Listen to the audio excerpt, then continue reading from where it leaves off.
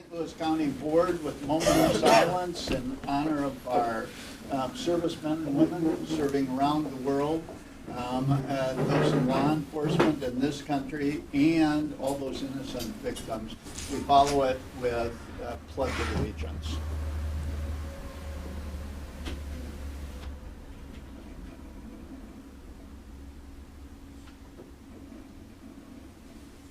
I pledge allegiance to the flag of the United States of America and to the republic for which it stands, one nation, under God, indivisible, with liberty and justice for all.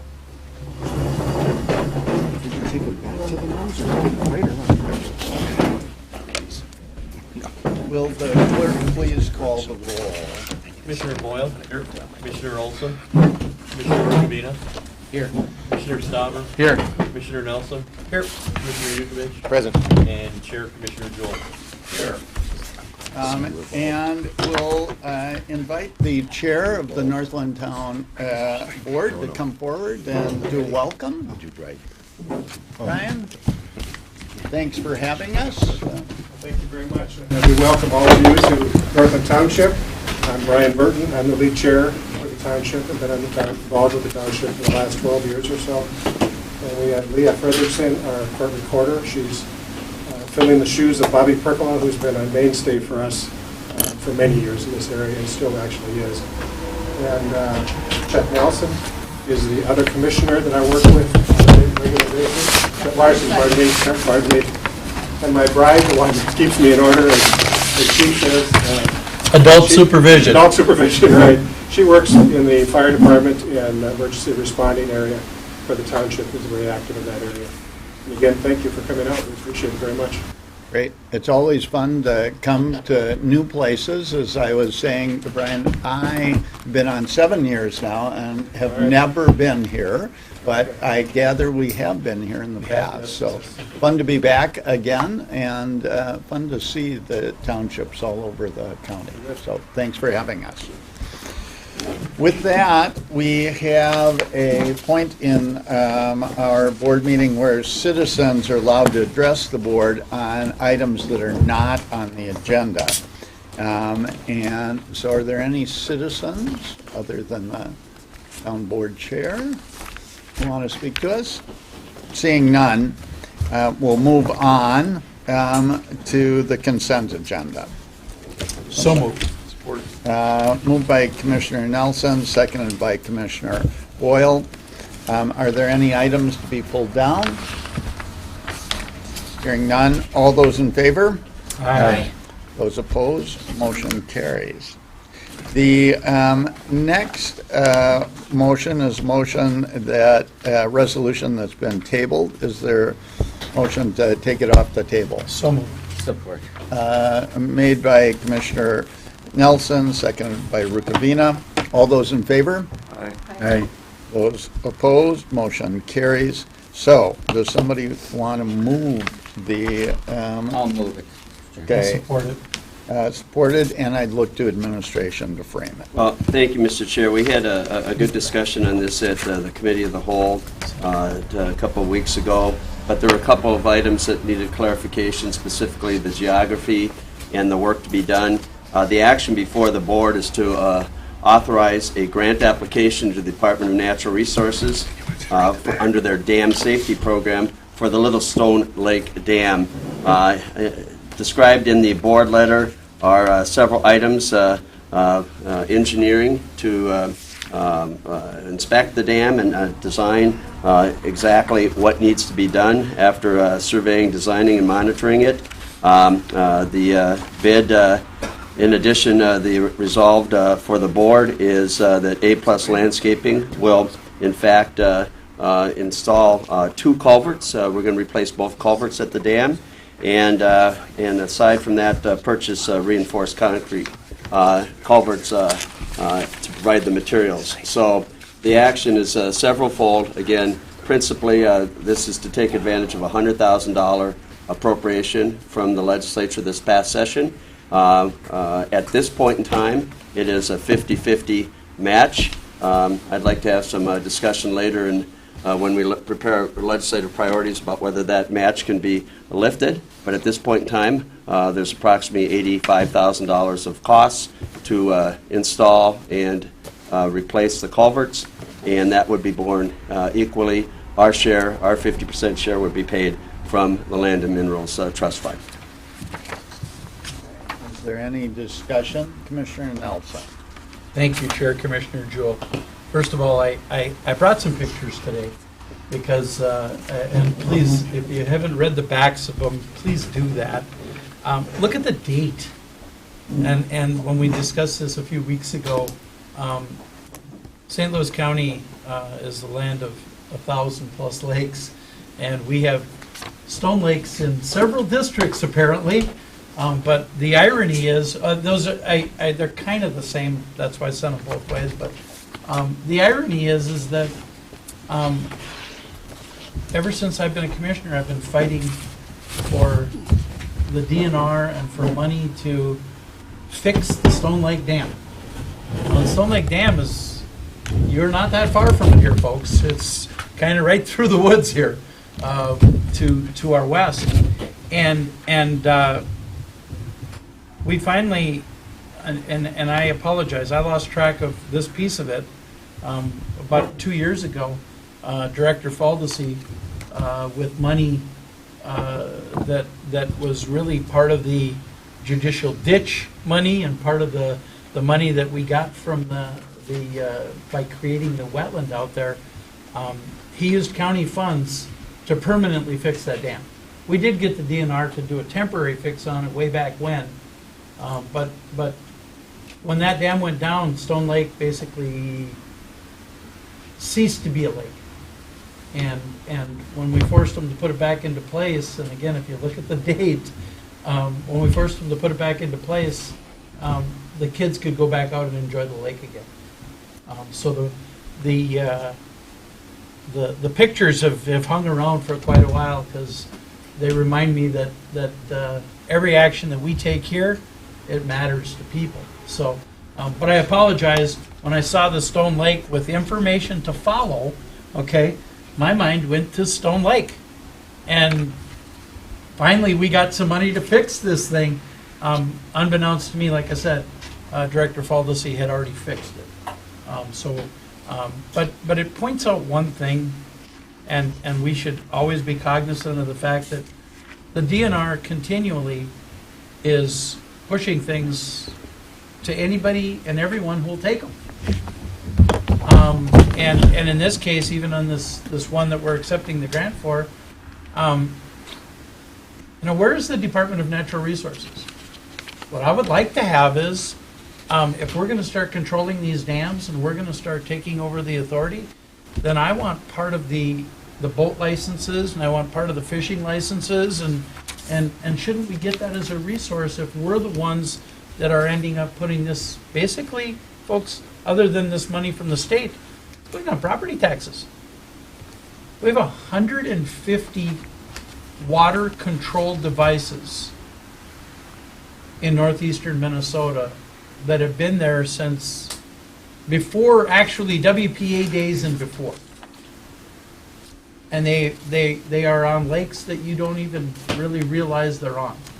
But at some point, obviously we need to fix the situation with stone, just like we fixed this situation on Stone Lake, okay? And I think it's really, really important that we stay on the DNR's back, though, to be honest with you, because they're going to tell us how to do it, but they don't want to have to fund it. And that's just the bottom line is. They're going to tell us every step. They tell us how big the culverts have to be in the road ditches that we have. Every time we put in a culvert, we got to go talk to them. So the question is, if they're going to be in charge, then they should bring some money to the dams. Mr. Chair, that's all I have for right now. Well, Mr. Chair, in this case, they did bring a little bit of money to the dance, and that they did support us, I think, at the legislature for the bonding request. And if it is under the 100,000, Administrator Gray mentioned, then we should actually see if we can get the 50,000 and match it with our 35 or whatever it comes to. Aside from that, Commissioner Nelson, you're right, there's a lot of long lakes and hay lakes and Elbow stone lakes. lakes. And this was Stone Lake next to Little Stone Lake. And you had me confused about ditches and everything else, which I get confused easily, but I thought that this was the one up there by, in Alt, way up there in, close to the Lake County border, on an old railroad grade, that it's getting pretty unstable, and in this case, we don't want that culvert and dam to erode and bust and drain the lake, so that's what we're trying to do here, so appreciate your support. So, Mr. Chair, and just to clarify, right now, the estimated costs are in the 65 to 70 grand range. We would be reimbursed for half of the cost, up to 100,000. For instance, if this project had cost a total of 200,000, we would have matched 100, and the state would have provided up to 100,000. I will suggest, and we'll probably come back to the board administratively when we look at our legislative packet in the future months here, to see whether or not we can have this match relieved, because the total project cost right now is under 70,000, well under 100,000, and we're putting half of that in even. So, but the good news, as Commissioner Rukavina noted, it is essentially a forest road as well as a dam, and that's very important. Public Works did work with our Land and Minerals Department to assess the culverts, and we might have gotten by with one culvert. We thought it was appropriate, and the recommendation of Public Works was to do both culverts, and that's what's envisioned here. So it's a good price, and I think it's going to extend the life of the dam and make the road passable into the future, continue to make it passable. Thank you. Further discussion? Seeing none, all those in favor? Aye. Those opposed, motion carries. Next item on the agenda is a resolution for fire protection, first responder service contracts for the unorganized townships. Does somebody want to move it? I would move it. Moved by Commissioner Nelson. I'll second. Seconded by Commissioner Rukavina. Administrator Gray. Well, thank you, Mr. Chair, and very quickly, with your permission, I'll turn this over to Auditor Dicklich, who's been on point and has been working with our local responders and fire protection folks, and it was nice to get a little tour and see the fire truck outside, and to hear a little bit about the importance of volunteer firefighters to the local community and our emergency responders. So it's nice that the adult supervision is on point for that. I'll borrow Commissioner Nelson's phrase if I could. In any event, the action before the board is to authorize the county auditor to spread the local levies for the provision of local fire protection and first responder services in unorganized territories within the county. And the auditor has been spending a lot of time with commissioners, with the responding entities to identify amounts. I think there might be some changes, but I'll turn it over to him to talk it through. And I think we've got a good solution at this point in time. Auditor Dicklich. Thank you, Mr. Chair and members of the board. Actually, in this particular case, you will recall several weeks ago this came before the board, and there were some questions. The Evergreen Fire Department was asking for I'll call it a relatively major increase from $23,000 to $80,000 for protection of the two unorganized townships that they cover for the county board for fire protection. And Commissioner Rukavina and I have actually been speaking with them, and most recently Commissioner Rukavina talked to them. You may recall at that last meeting that there was some trepidation, I guess, for lack of a better term, in whether or not the board would want to pass along that kind of an increase to the taxpayers in those two townships, those unorganized areas that would be impacted by that jump from $23,000 to $80,000. Commissioner Rukavina has spoken more with the Evergreen Fire Department, and yesterday he gave me a call and said that they would be happy with $40,000. So we talked to also, you may recall in that last discussion and some of the detail information we gave you, it wasn't listed on there, but they also have a contract with with Alango Township.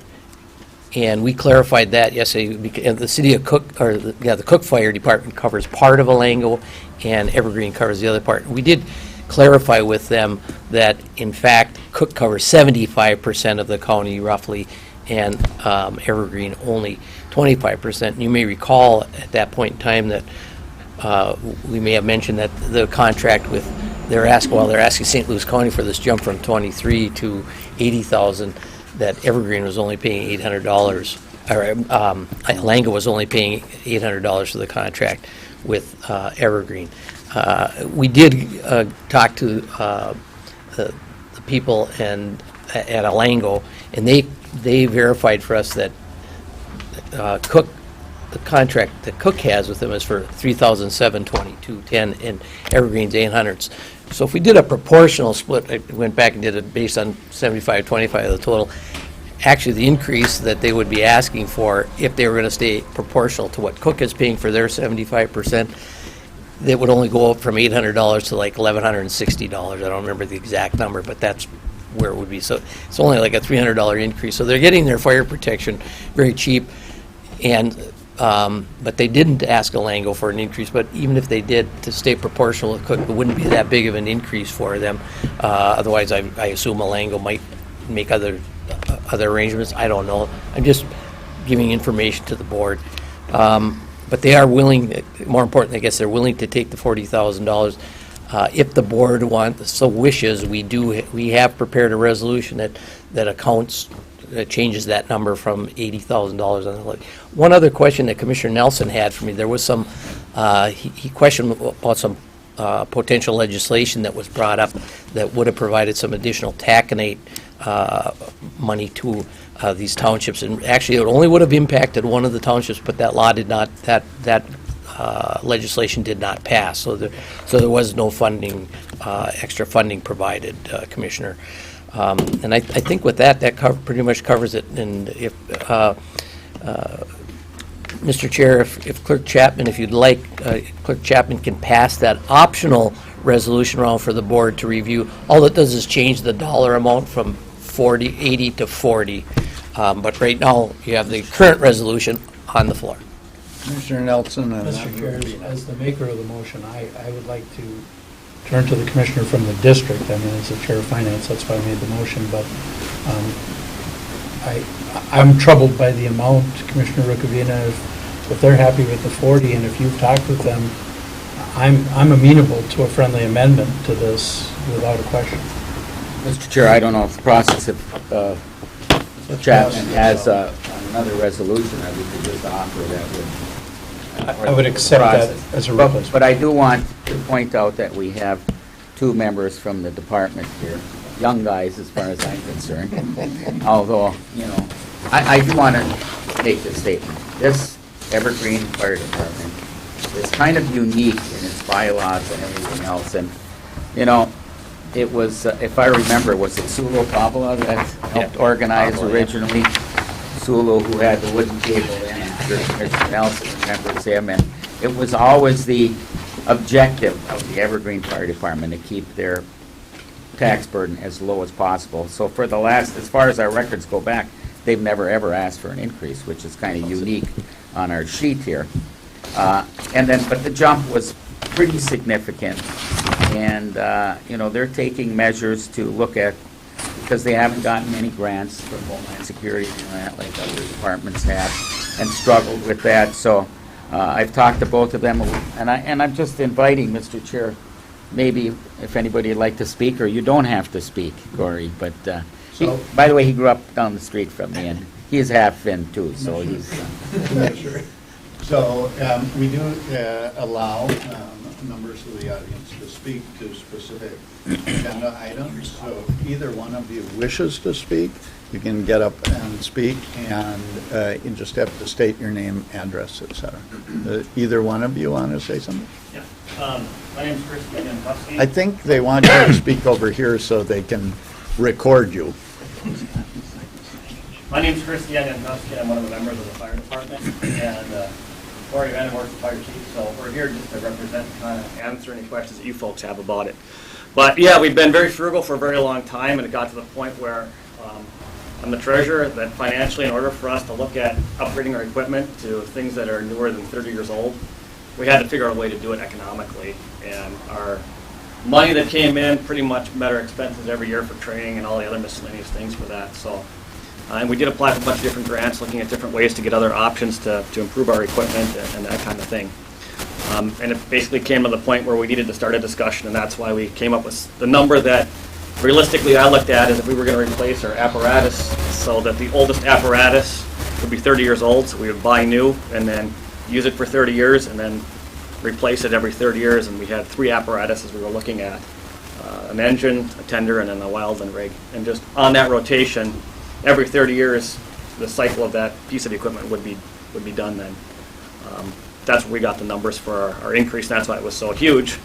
And that's why we wanted to just get that as a discussion point out there. Just to touch on the Elango part, we also did some research into that, and that $800 is the fire part of that, but we also found out that there's an EMS thing too. So if we looked at increasing the money that Elango pays us to Cook Fire Department, to keep it the same, we would double that to $1,600 a year. Because the $800 was for the fire, not the EMS side, and we provide EMS for them as well. So looking at that, it would, for us to be on per household number, we just get it as a percentage, of households to kind of do the math. It's rough math. But we would basically double their amount of money that we would be getting from them to provide the same service, which would be similar to what we'd be doing for the residents in our own coverage area in most of our organized townships. I think we have a question from Commissioner Nelson. Thank you, Chair Commissioner Jewell. I do have a question. First of all, I just want to point out, when we leave Duluth and come up into the townships, we actually have speakers come in front of us with steel-toed boots and Carhartt work pants, and I love it, okay?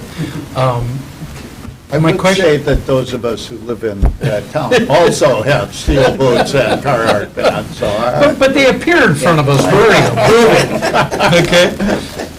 With that said, just an observation, Mr. Chair, sorry about that. My question is, do both of you live in this taxing district? I live in the taxing district. I do not. Okay. About half our fire department members live outside our protection area. Okay, so half of them will not be impacted by this tax increase, Right. but half of them will. Yes. Okay.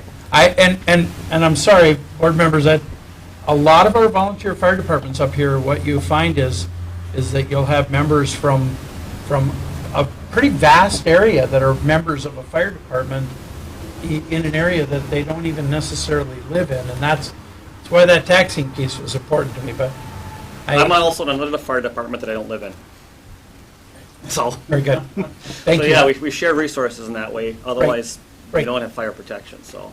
Correct. Yeah. But half of you live where you're actually Yep. raising the taxes, so you're actually asking to raise taxes on yourself. Yes. Thank you, sir. And I would say, we were talking when I came in with folks from this township about the difficulty of getting folks to be the volunteers in volunteer fire departments, and the struggle that it is, and how hard you have to work. And that certainly, my brother-in-law is one of the members from Saginaw, and so it really is, it's an important duty and hard to get people to do it anymore. So I guess my question would be, so you made your argument for why you need the money. So is 42,000 enough? Well, and again, we wanted to look at the ideal world, which would be, from a financial perspective, which is not necessarily what's going to be the best for people economically. We don't want to start putting people out by providing fire protection, but in the same sense, we want to be able to provide fire protection. And as a treasurer looked at what would we need financially to be able to provide a level of service that I think people would expect to have. You know, so we started out as just a discussion point because we don't know enough about how to deal with all the nuances of a fire department. And, you know, we have so many hours a week that we can put our time and effort into the fire department as a volunteer. And, you know, we don't know what resources are available or other grants are available or all those other things. So this was a starting point to get the discussion going. And It sounds like 42,000 will work for the moment.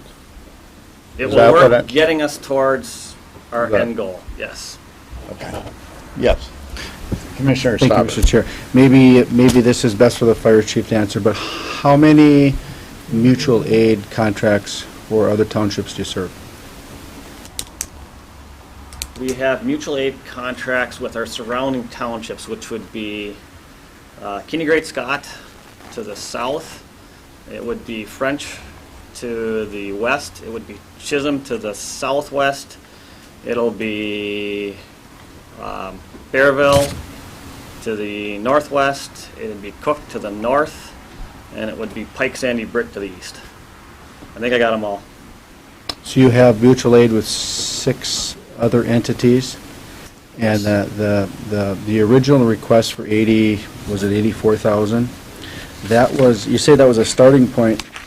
Does that, was that going to be used for, did you say a newer apparatus? Which Yeah, would not only so- serve your township, but potentially the 6 others?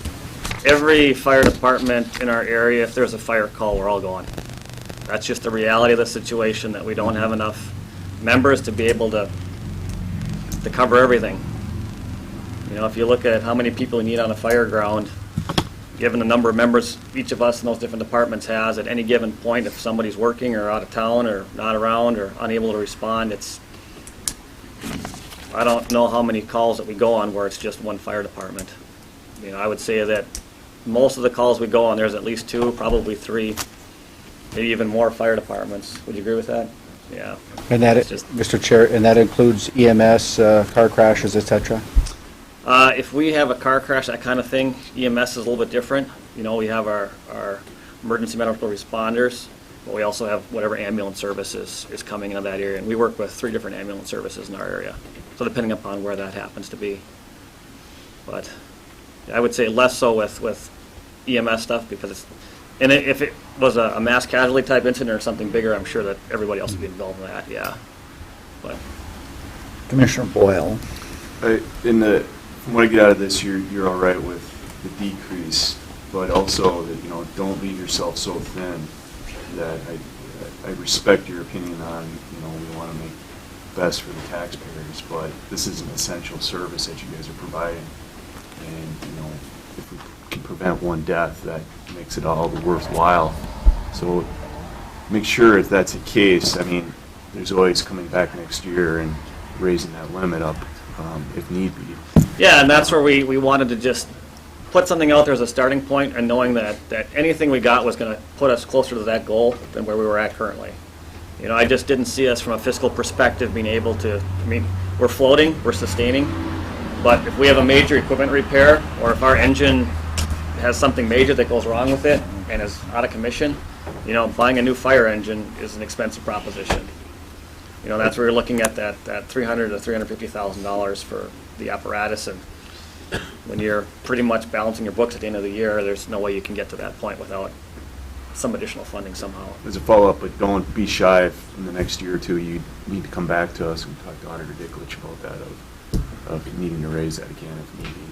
So- Well, and I think that, you know, looking historically, it was, the folks who started the fire department were very frugal people, and in some cases, too frugal. I think they should have, you know, and it's been a long process. We've had lots of, I don't know how many years we've had votes at our meeting to raise, you know, to bring even the discussion forward, and we haven't had enough members to vote to say, yeah, I want my taxes raised until this year, and we finally got enough people on board, and we had the majority to move forward with it, so.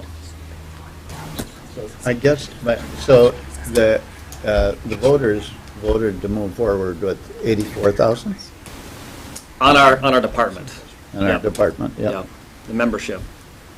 I guess second question, so with 42,000, how are you going to go about buying your new machine? I get the frugal part. My father-in-law is really frugal, and I can't start most of the machines he owns, so. Well, I think what we have to do is, looking at what kind of apparatus is out there, and the more money you can have in the bank, when you try to say, hey, we need a loan, if we go to the bank right now and say, can we get a loan, and they look at us, our finances, and say, well, geez, you guys are, barely breaking even, how are you going to pay this debt off? If we come up with a down payment, that's going to help that process. And we want to make sure we're looking ahead to that to get that figured out. So, Auditor Dickledge. Mr. Chair, early on in the process, when I saw the amount of the proposed increase, I called and talked with Christian, and they provided us some additional information about, how old their equipment was and all that detail. We have that in the file. If any commissioner wants to see that, we can get that for you. In my discussions with them at that point in time, I said, this is absolutely going to be a board decision. I just said, this type of an increase, 200 and some %, there might be some reluctance or trepidation again about doing that kind of an increase, and that, we talked about the fact that the last increase they had was 2007, and Christian talked to the board this morning about how the old guard kind of didn't want to, they wanted to keep their impact on taxation low, but all of us know that just from running the county, that you've got to be preparing to replace things over time as well, and build up some funds to do that. And they were just running hand to mouth, and kind of where they're at now. So, but I did talk with Christian about that. Easier way to approach the board is to ask for a smaller increase. And they have a plan now for how much they're going to need, and so now they can kind of space that out and bring smaller request before the board. And I don't know that they're going to do that, but I'm just saying that was my discussion with Christian, and he understood that. And they seem very, the new group that's kind of in charge now, they said they've been trying for years to maybe do something, but the old guard was still kind of in control on the votes and stuff, but now they've been able to, I think they're more forward-looking, and will probably take some action from year to year, ask the board for a little bit at a time to help them achieve what their ultimate goal is. Great. Further discussion, Administrator Gray. Mr. Chair, and maybe the auditor or the clerk will know what the amount is, but I just want to highlight to the board that there was an original, in committee of the whole, we discussed this $84,000 level. The $42,000 level is a decrease from the initial ask, but it's a substantial increase from what their historic budget has been. So I just wanted to make sure that people understood that. And of course, this is locally applied, so it's not spread across the entire UT. It's very specific to the geography that's in question. So I just wanted to highlight that. And the effect of the revised amendment is to reduce the amount from 84 to 42,000. I think that's the only change that's contemplated, and that brings the total first responder and fire protection support that will be spread across these individual areas to approximately $600,000. And I just did want to note that Northland Volunteer Fire Department is one of the departments represented in the list as well, and just reinforced your comments about how critical it is to get people to volunteer and new people to step up, because I think we're always looking for volunteers. So I thought your comment, Mr. Chair, was right on the target with that. So the auditor puts a lot of time into this and working with the individuals. So this is an increase. It probably means phasing in the purchases and other things over time, but my understanding is that Commissioner Rukavina has been engaged with this as well. So I think there's a thoughtful compromise at this. Okay. Further discussion? Mr. Chair. Yes, go ahead. I just want to point out, first of all, I want to thank them for their service and all the volunteer firefighters, because it's not easy to get volunteers in today's world, a new world. But I also do want to point out, too, that this is still close to 100% increase. And so, being that we are sitting here acting as the town board, in this case, I don't think any of us would, if we were elected officials on a organized township board, would probably vote for a 238% increase. So that's why I wanted to phase it in. I think they're happy with it. As Christian said, it was a starting point and a starting discussion. And, you know, they know they've got some work to do too, because they got some special bylaws that I've never heard of that probably other volunteer fire departments don't have, and they've tried and been a little bit unsuccessful in obtaining grants that other departments have gotten. So I urge them to, you know, get out there and not only look at the taxpayers, but some of these grants that are available through federal government in particular. So, we have our original resolution on the agenda. Does somebody want to amend it with the one that has been handed out? I'll amend it with the only change being Evergreen Fire Department. To 42,000. Is there a second? Supported by Commissioner Boyle. I would say the one thing that I was trying to clarify is just that we're doing something that actually helps you get to where you need to go. It sometimes doesn't make a lot of sense to do something that adds to the taxes but doesn't actually get you to buying a new machine. So, sounds like we're in somewhat good shape and you can move forward. So that's great. Okay, seeing no other, first, we're going to vote on the amendment. All those in favor of amending this, say aye. Aye. Those opposed? It is amended. Is there a motion for the amended resolution? So moved, Mr. Chair. Made by Commissioner Rukavina. Is there a second? Second. Seconded by Commissioner Jugovich. All those in favor? Aye. Those opposed, motion carries. Thank you all. We're done. Thank you, Oh, and can you sign in the sheet right Right there? here? Yep. Thank you very much. Yep. Thank you.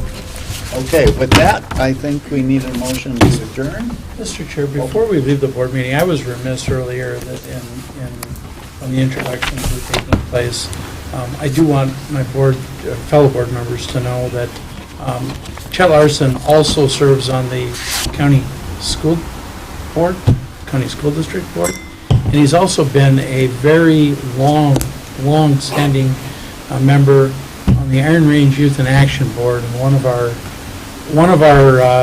people we can count on at Iron Range Youth in Action, and I didn't want to miss that piece of that introduction. Okay, thank you, Mr. Chair. Mr. Larson, thanks for your service. With that, is there a motion to adjourn? So moved. We're not going to work. All those in favor? Aye. Those opposed? We'll take 5 minutes and get started.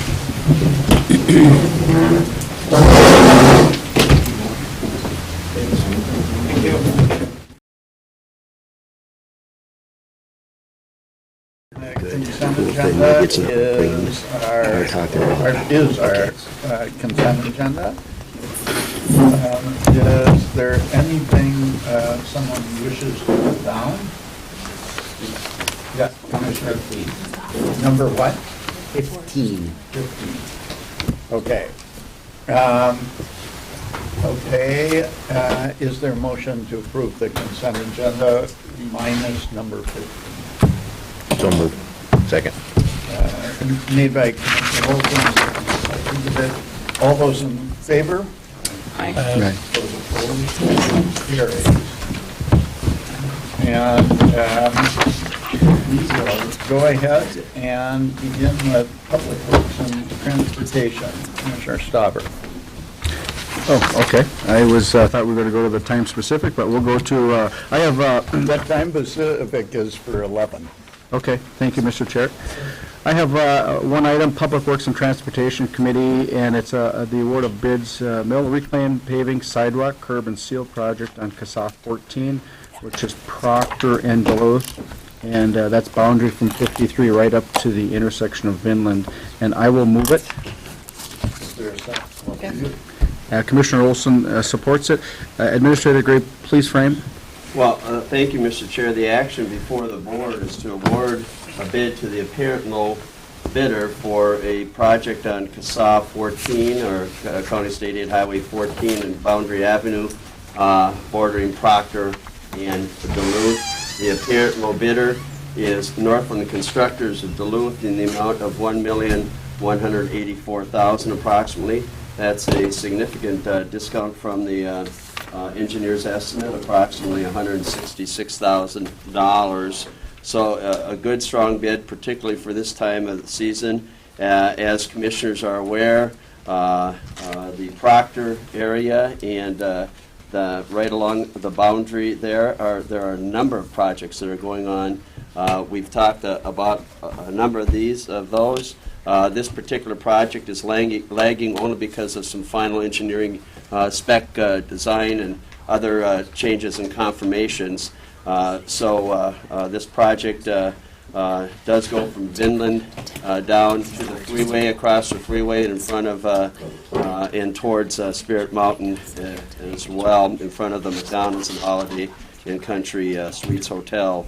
North of Vinland, you'll notice that there is a funding both from Proctor and from the city of Duluth to extend up to the fairgrounds, I believe is the plan. And so that's why you see those other amounts. So this was a bid with that cooperation in mind.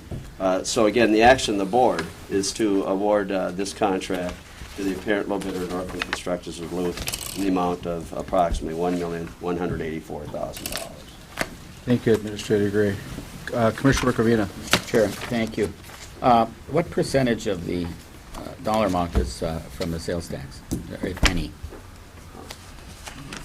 Because we have a number of different funding sources. I'm just curious.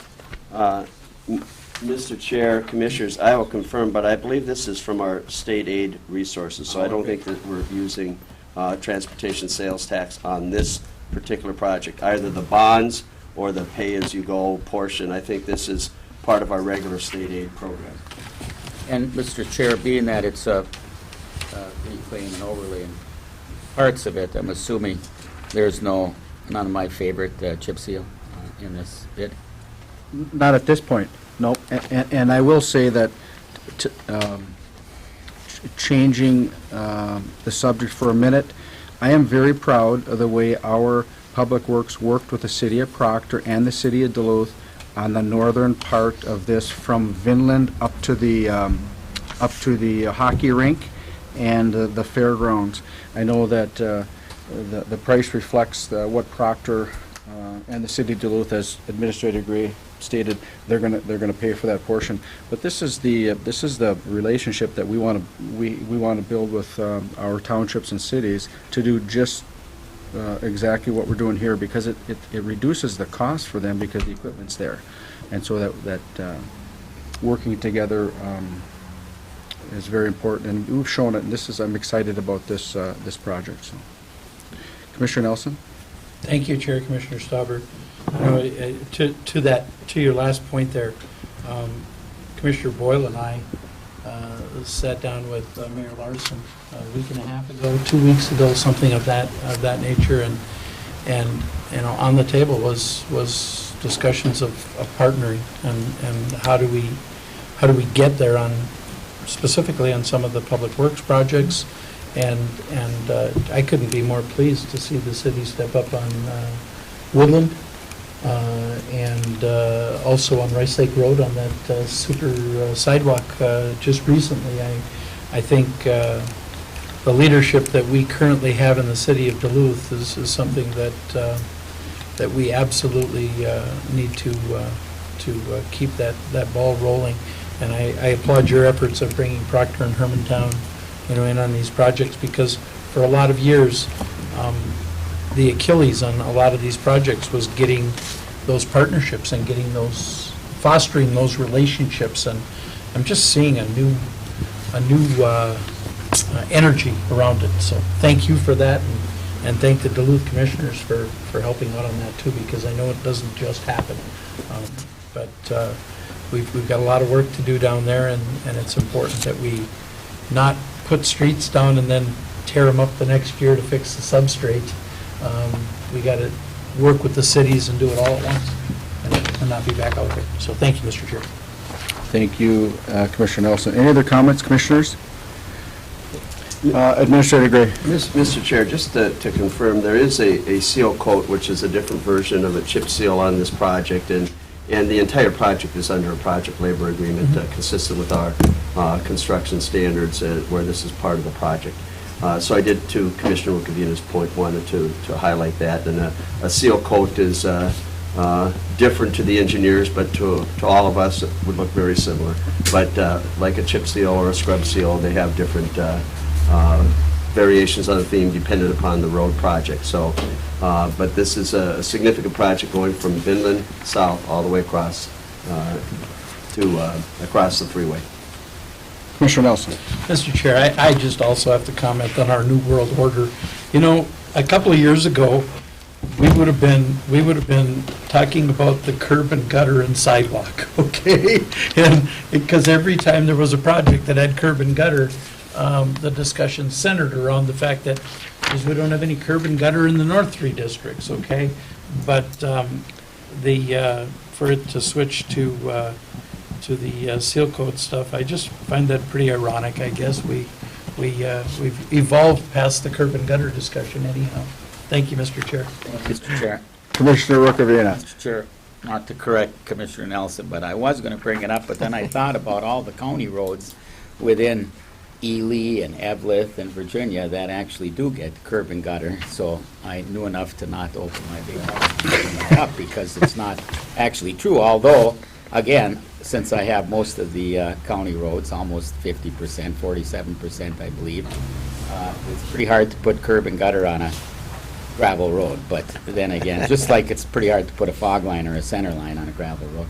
But I just wanted to bring that up. And as far as the seal coating is concerned, I want to point out to my fellow members that that is under a project labor agreement, as mentioned by Administrator Gray, that money stays in our local economy, and that's one of the things I've been concerned with when it came to the other type of overlays. Any other commissioners? All in favor of said resolution signify by saying aye. Aye. Opposed? And that passes. Thank you. Commissioner Judovich, Central Management and Intergovernmental. Thank you, Chair Jewell. We have a resolution 17-337. It's a resolution to create a new job classification in the Auditor's Service Center. I will move that. Support. Second by Commissioner Nelson. Mr. Gray, would you be so kind as to frame that? Yes, thank you, Mr. Chair. And the Commissioners, the action before the Board is to approve the creation of a new job class within our Auditor's Office Service Center. Specifically, the job class will be titled Service Center Specialist. Auditor Dicklich has worked with Human Resources on this for some time, and we think that this classification is essentially a much more reflective of the current scope of duties and expectations of the staff at the service center. There is some fiscal impact, approximately on an annualized basis, $9,800. But as we look to recruit and retain and maintain the excellent service marks that the service center is getting, and the heavy volume that's there, we need to have a classification that is more reflective of the duties and the expectations of the role. So this has been worked through with both Human Resources and the auditor, and the recommendation is to approve the new Service Center Specialist class, grade B12, in the Civil Service Basic Unit Pay Plan. Okay. Commissioners, any discussion, questions? Commissioner Commissioner Nelson? Chair, Commissioner Yugovich, I just want to point out, and I apologize again, I sometimes feel like the historian here, but the License Center at one time was truly struggling and not what it is today. And I have to tell you that the work of Auditor Dicklich, specifically on this, Mr. Chair and board members, and the work of his department, and turning that into something that I think every St. Louis County Commissioner should be absolutely proud of, probably the best license center north of Minneapolis. The transformation of that and how it's turned around and what it is today, at the center, really, at the mall up there. I mean, that's, and Don knows I don't give compliments away very often, okay? That's not my style, but that has been from a organization that cost taxpayers money, not that many years ago, folks, to now an organization that is self-sustaining and generates revenues for St. Louis County. That has been a tremendous accomplishment. And again, the service that it provides to the people of the greater Duluth area, I think you all see on a regular basis. But really good stuff. Thank you, Chair Commissioner Yugovich. Commissioner Jewell? I would second that. The experience of going there is much more positive than it once was. I will say that I got a note from a constituent the other day. She talked to me in person and I thought I had the same problem at the License Center, and I thought it was just my own absent-mindedness that caused it, but I went through the line, I got my ticket, I walked through the line, and I was told, oh, you have to do such and such. So I went back out and started all over again. And then I got up and my form wasn't filled out correctly, and so I went all the way to the back of the line. And when you do that twice, you spend a long time at the License Center. And I'm not sure if it's signage or what it was, but this woman was very aggravated about it. I could say it was my own fault, but it's harder for me to say to a constituent it's your fault. And so I just would say that it might be worth looking at that piece. I don't know what it is. In my case, I was getting my driver's license, so and you have to take a number and so on, and I don't know what she was getting, but I know she had to get a number and then went to the back of the line twice. So, Mr. Ticklich? Mr. Chair, if I could just respond to that. We also do passports there, and so at one time we just had where you come in, and we actually have a kind of just in a larger sense, we kind of have three things. If you have you're just going to get your tabs or your license plates renewed, you go and you can go right in line and stand there. Then we used to have just, you'd take one number for all the other things. Well, then we started having an issue with, and I can't remember if it's the passports and the driver's license. Now we actually have two different numbers, things. If you're going to do this, you go on this line, you get to take this number, and you get that, and if you're going to do the other thing, you take this other number. So we've tried to simplify it, and we do have signage there, but I could see where someone could miss it. And we even have people that take numbers for when they're going into tabs in the tab line. And just due to the layout of the facility, et cetera, we don't get many complaints about. We haven't had, really, this is the first one I've heard in a long time, but I'm not saying that other people haven't had them to the staff up there. We usually hear about that. So we have tried to make it as straightforward as possible, different colors for the different tabs and the lines and things like that. So I will talk to the manager up there again and see if what our if we had a lot of people having that problem. I haven't heard about it, so I don't think we have. But as you know, on a given day, if someone's really in a hurry, and then you're not taken the time to maybe, and I'm in fault of this as much as anybody, you don't take a look at and really read what the signs say and things like that. I'm not saying that's what happened in this case, but all in all, we don't have a lot of complaints about it, and most of our comments are very positive, but I'll touch base with Ben on that. Thank you, Mr. Chair. If I might just follow, I clearly think that it was my problem. Yeah, it was repeated in almost exactly my experience by somebody else, so that's why I brought it up. Thank you, Mr. Chair. I just wanted to also clarify to the board and remind them is that this is a self-sufficient, self-funded enterprise, so it's not on levy. It's done based on the fees and filings there, and what was not as strong fiscally a number of years ago is on very stable ground, and the ability to have and attract and retain the right people and a little flexibility in the job class for a very modest cost will help to ensure that. And I'm going to ask if the auditor would give a shout out to the leadership there too, because the feedback is as they do self-surveys and provide feedback to the board and the reports that come out annually, there's just been a steady trend line starting a few years back with a certain leader back then by the name of now Clerk Chapman. The trend line has been very positive, and I know that they work very aggressively when they get feedback where there's some mix-ups or things that could be better.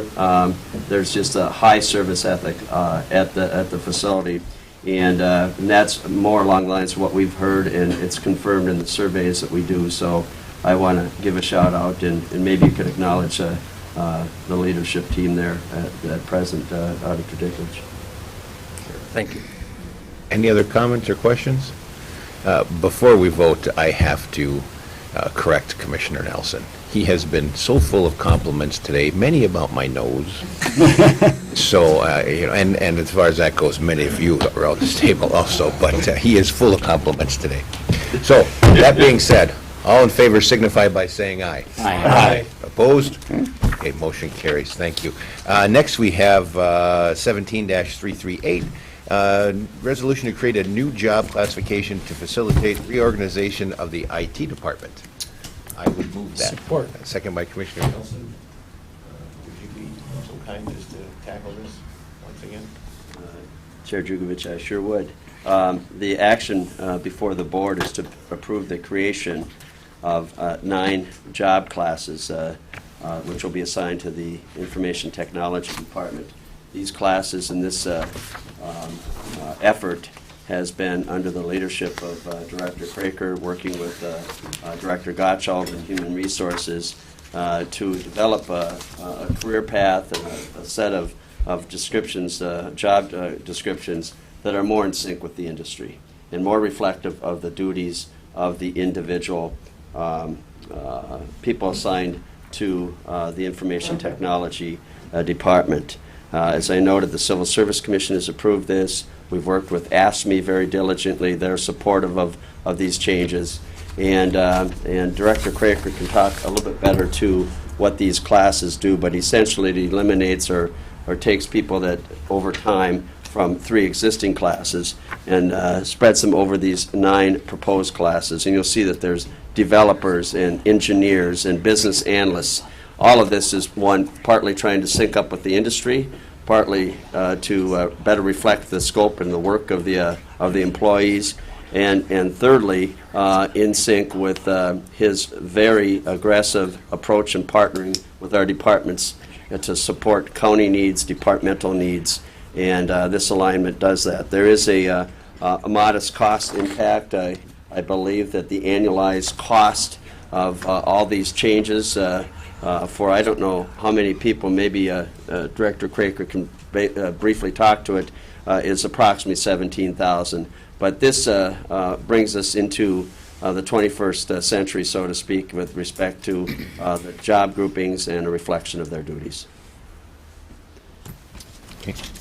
Commissioner Nelson? Thank you, Chair Commissioner Jugovich. I would like to first hear Director Craker, if we could, and then I do have a comment, Mr. Chair. Mr. Chair, Commissioner Nelson, Commissioners. Commissioner Dukovic. Thank you very much for having me here, number one. I was very excited to present this proposal to you. It's been a 2-year venture between Director Gottschalk and I in HR to try to modernize our IT department, and it's to try to attract talent. Technology talent is difficult enough to try to find, but when your job classes are very generalized, it's difficult to pull people in and get them excited about what you're doing. So, any specific questions? Chair Commissioner Yugovich, I wanted to make this comment. Look, I sat down with Director Craker about 45 days ago for a very extensive presentation and conversation, and folks,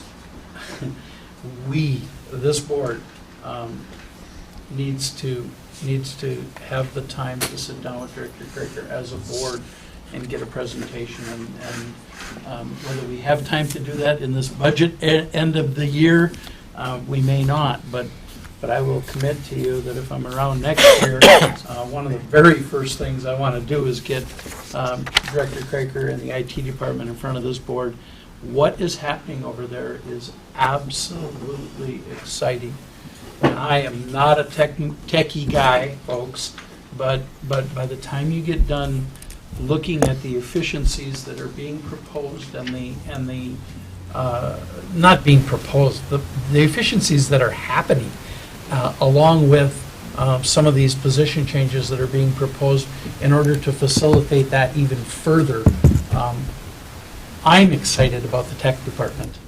Now, if you look around this board, my guess is I'm one of the on the lower end of this board will be getting excited about techie changes. So if you can get me fired up about it, Director Craker has done some remarkable things over there. And again, Commissioner Yugovich, I didn't even mention anything about a zip code or anything when I was talking to you earlier. Here we go. But again, I'm giving another compliment, but I will tell you, much deserved, Director Craker. I'm excited for him to be able to bring that same presentation that he gave me in front of the entire board, because it was eye-opening, the changes that are being made, how they're impacting his customers, which, by the way, is every department in St. Louis County, and how they're impacting his customers, and how far we have come in the short time that he has been director. Thank you, Chair Commissioner Yugovich, for allowing me that opportunity. And you took advantage of it. Is there any other comments? Commissioner Ricavina? Thank you, Mr. Chair, and I'm right up there with Commissioner Nelson as far as technology is concerned. I always like to say I'm not just a dinosaur, I'm like a one-celled amoeba, way before the dinosaurs. But and the other night I think it was 10 after 10, I think I got a butt dial from Commissioner Nelson. You did, yeah. Who wanted to FaceTime me, but it was 10 after 10 and I was going to bed and I didn't want to see it. Can you butt dial and FaceTime? I don't know. He did. You can. Yeah. Butt face. Yeah. Butt face. Yeah. Somewhere else. Anyway. Don't even go there. Yeah. Anyway, Jeremy, you're doing a great job. But, as we keep getting more and more into technology that the younger members on this board probably understand far better than us, the hardware itself keeps getting more and more of a cost, I think, and I've asked that question before. So I'd like us to keep a handle on actually how much, because we just basically see personnel and contracts, but we don't see, 1,000 computers or 500 cell phones or iPads or whatever.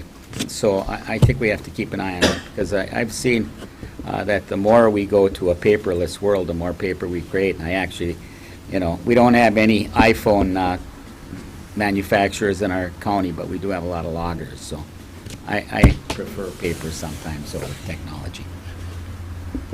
Mr. Chair, Commissioners, and I think it would be a great opportunity to talk to the board a little more in depth as a follow-up to our initial budget conversations.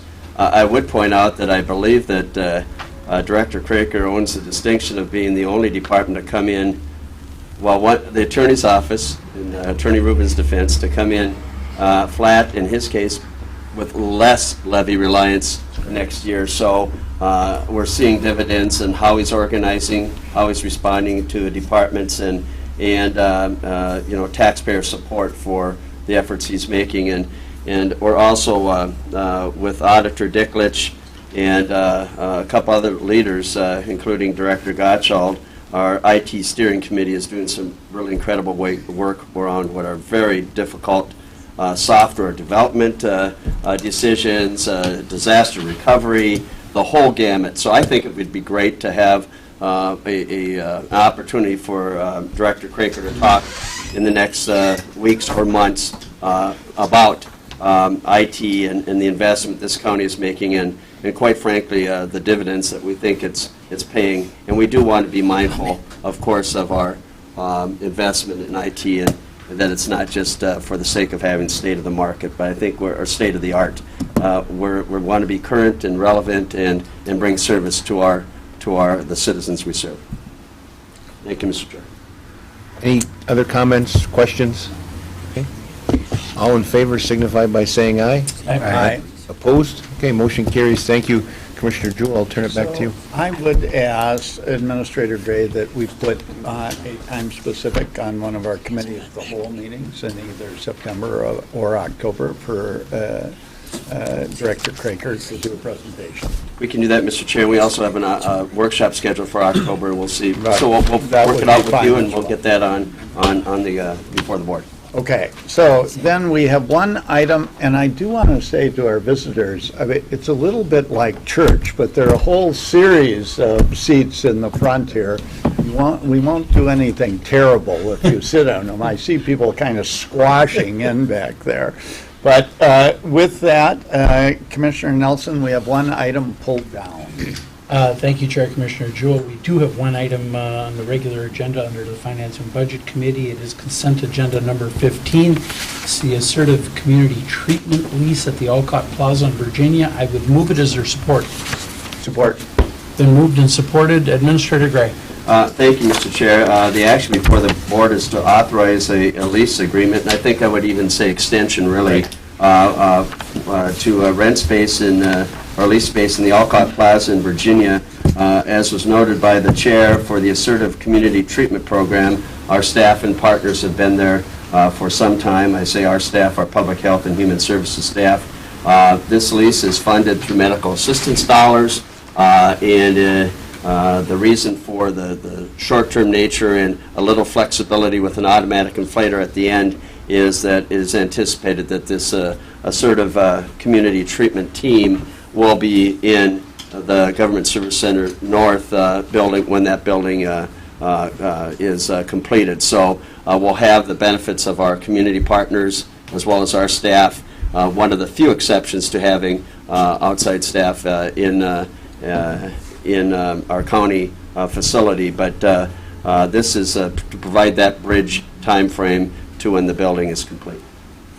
Thank you, Administrator Gray. Commissioner Rukavina. Mr. Chair, I just wanted to point out that, there are times when we lease space and it makes sense, and we had a discussion about the License Bureau and leasing that space because for the 5 members on the board here, if you recall, we had a lease up in my district about a year ago for about $400 and some bucks that we spent 2 hours debating about, and yet it saved us a lot of windshield time for our employee. It made sense. So I just wanted to point that out today.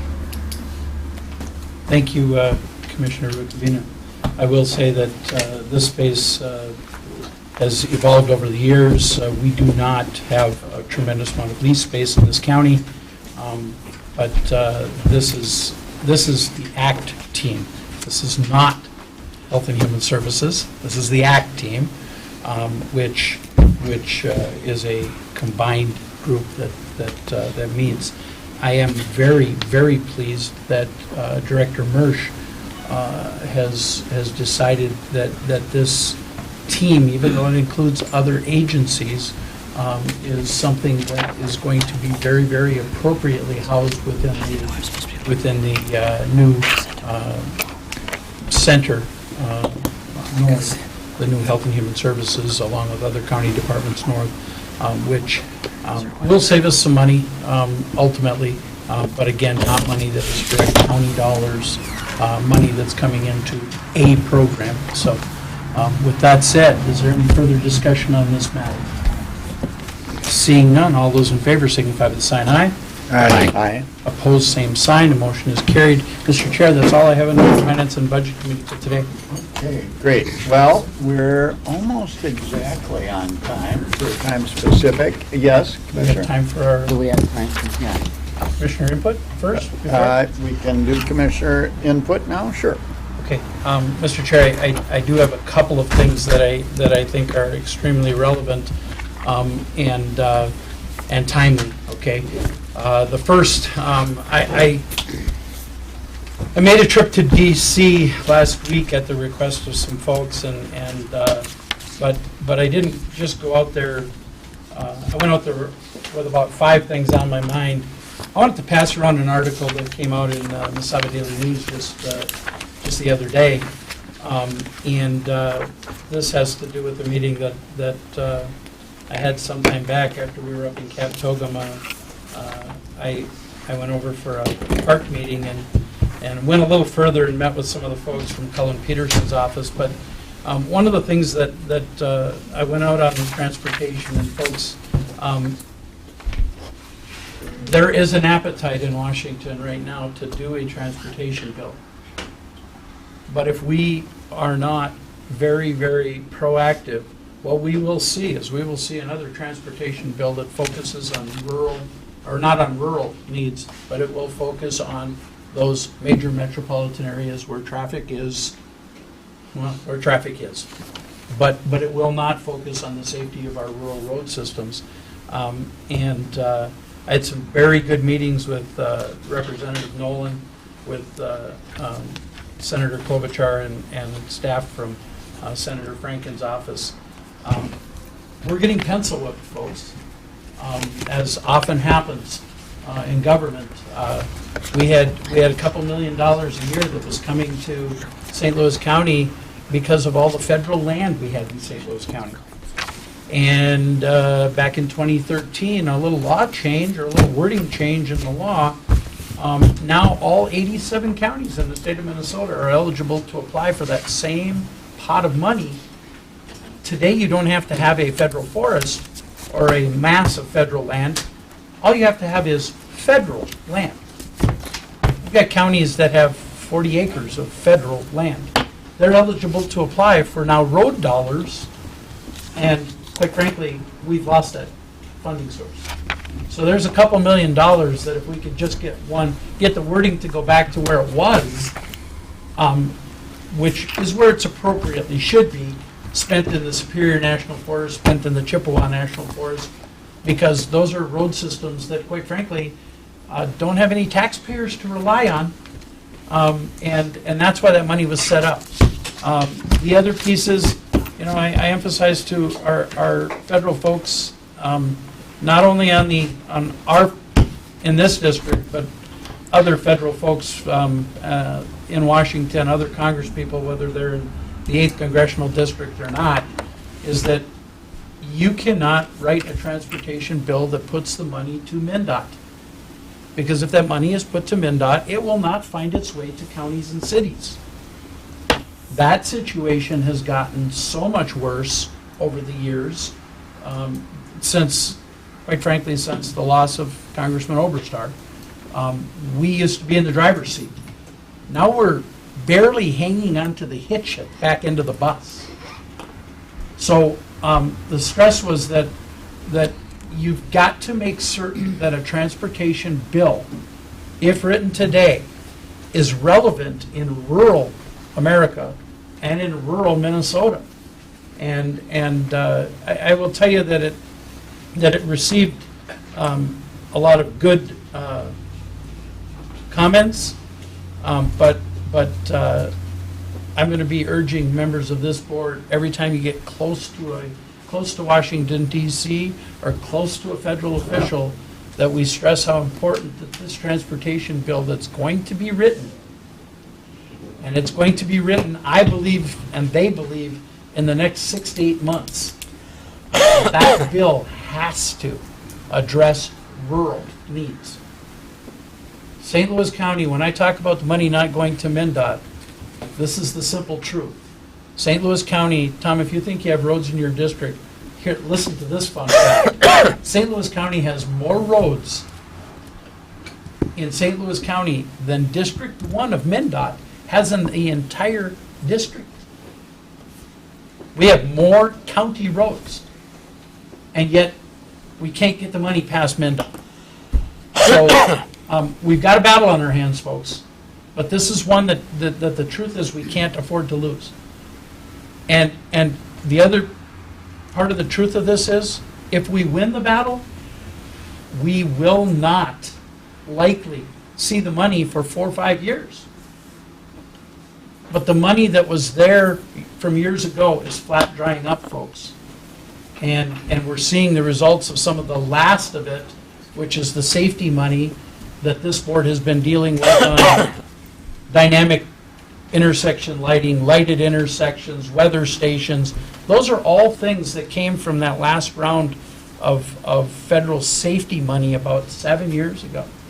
And we applied for about 5 years ago, and we're just installing today, last year and this year. So we've got a lot of work to do out there. I am really pleased.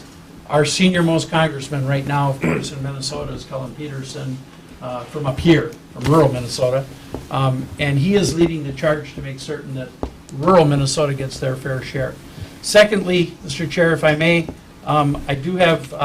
You have 1 minute to finish up. Then, Mr. Chair, I would ask that we do the presentation. Mr. Chair, it's your meeting.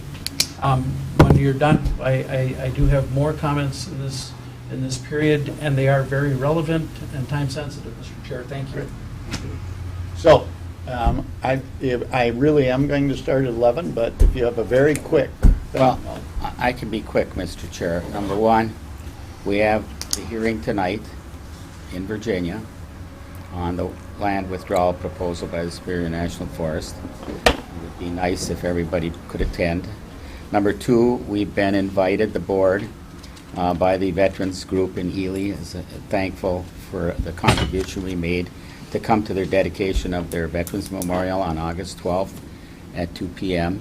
And finally, I have drafted a letter that Chair Jewell has been kind enough to put, I hope, on his letterhead and send out regarding a situation up at Crane Lake where since 1955 or so, 56 I believe it is, the Border Patrol up there has been renting space from a local resorter who actually built to their specs a little place for the Border Patrol to be. And they've been there that long, and now all of a sudden they're approaching, they want free space, and brought up the fact that in other airports around the country they get free space. Well, the Minneapolis-St. Paul Airport has the ability to tax and raise fees when we go through there.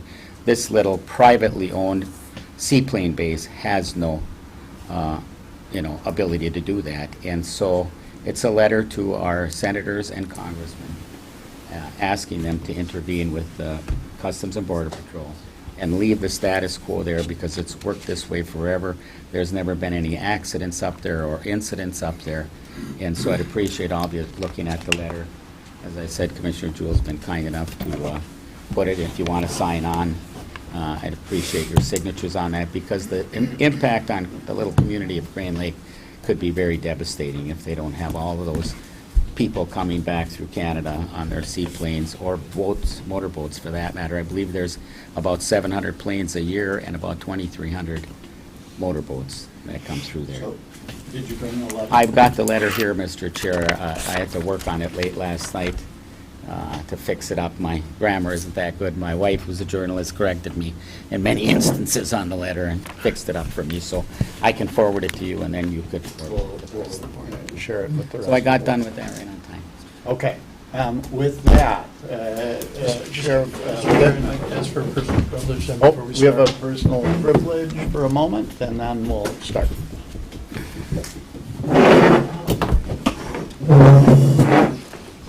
So we'll take 5 minutes.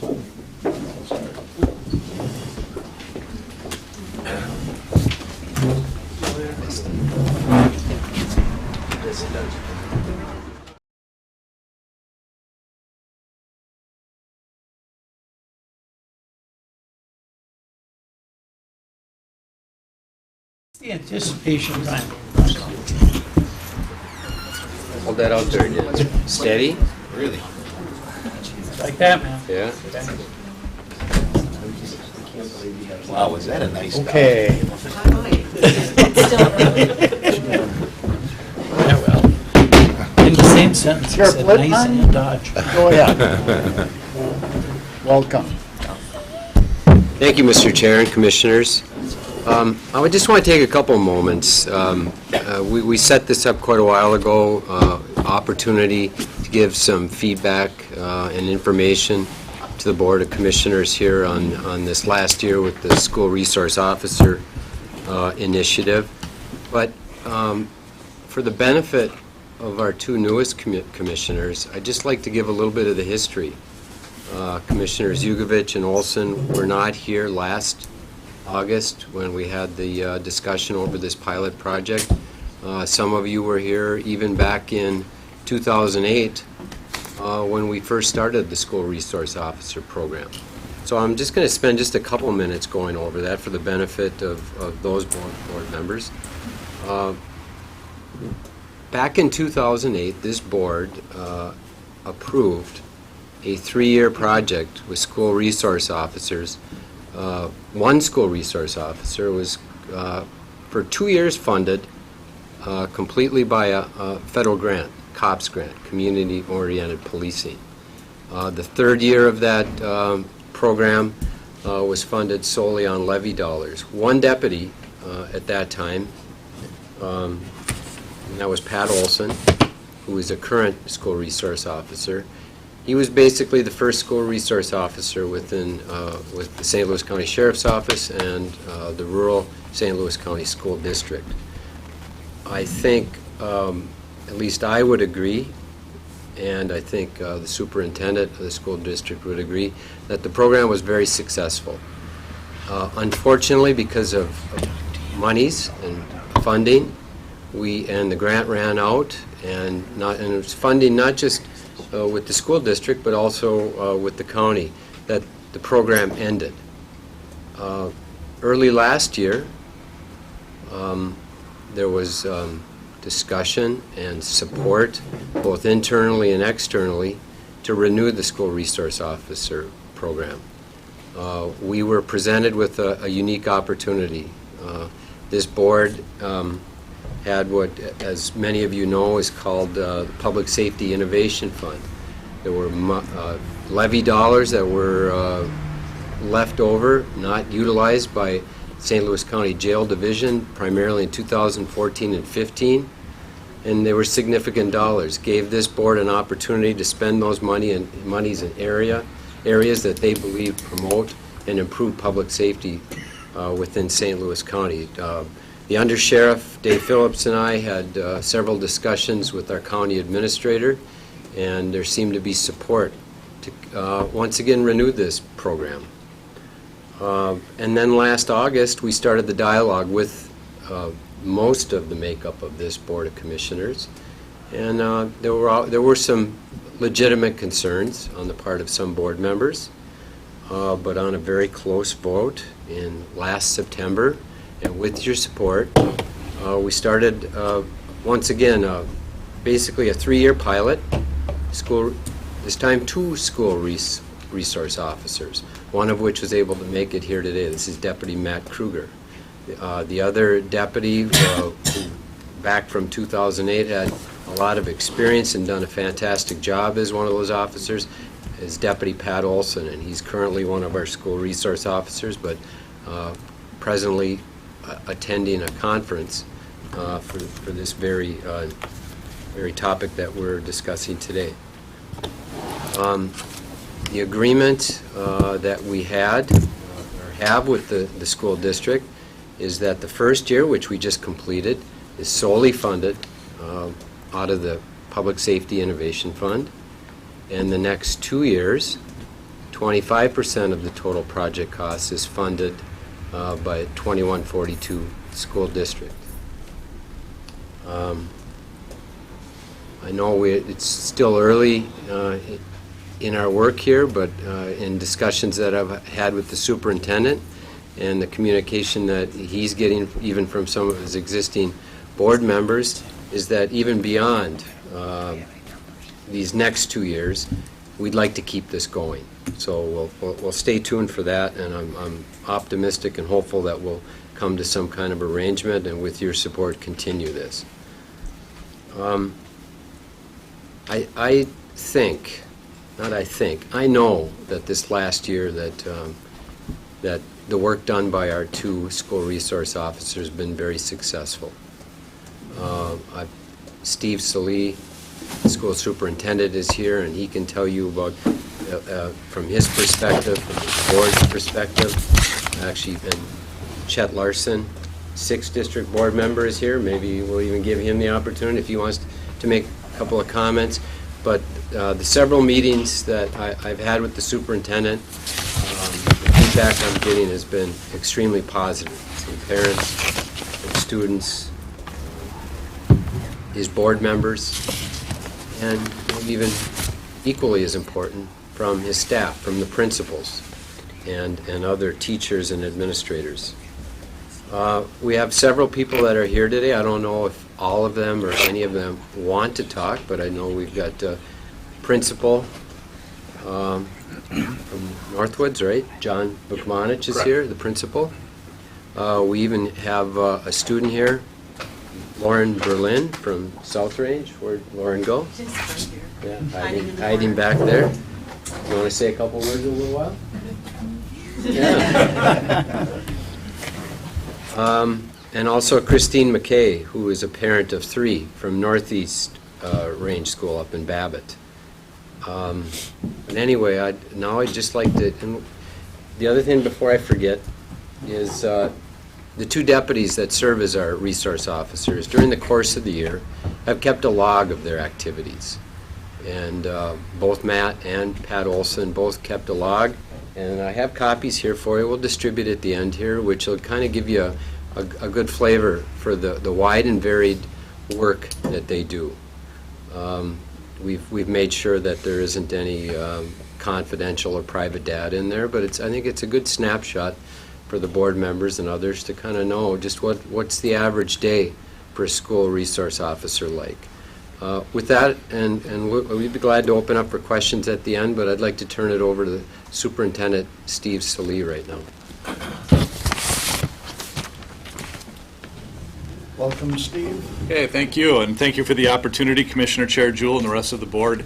I appreciate the time you've given us today to speak a little bit about the program. The first thing is I do want to thank the board for the opportunity this past year to have the SROs in our building. I knew that this was going to be a successful program, but to be honest, it was way more successful than I could have ever dreamed that it was. You know, I took a look at the data. We talked last summer when I spoke in front of the board a little bit about keeping track of some of the data, giving our stakeholders the opportunity to provide some feedback. And I did pull up the data from this past school year, and I compared it to the last couple of school years. And, you know, to be honest with you, the data is all over the place. Our habitual truancy went down this year. We had some of our buildings where the suspension rates went up, and we had some of our buildings where the suspension rates went down.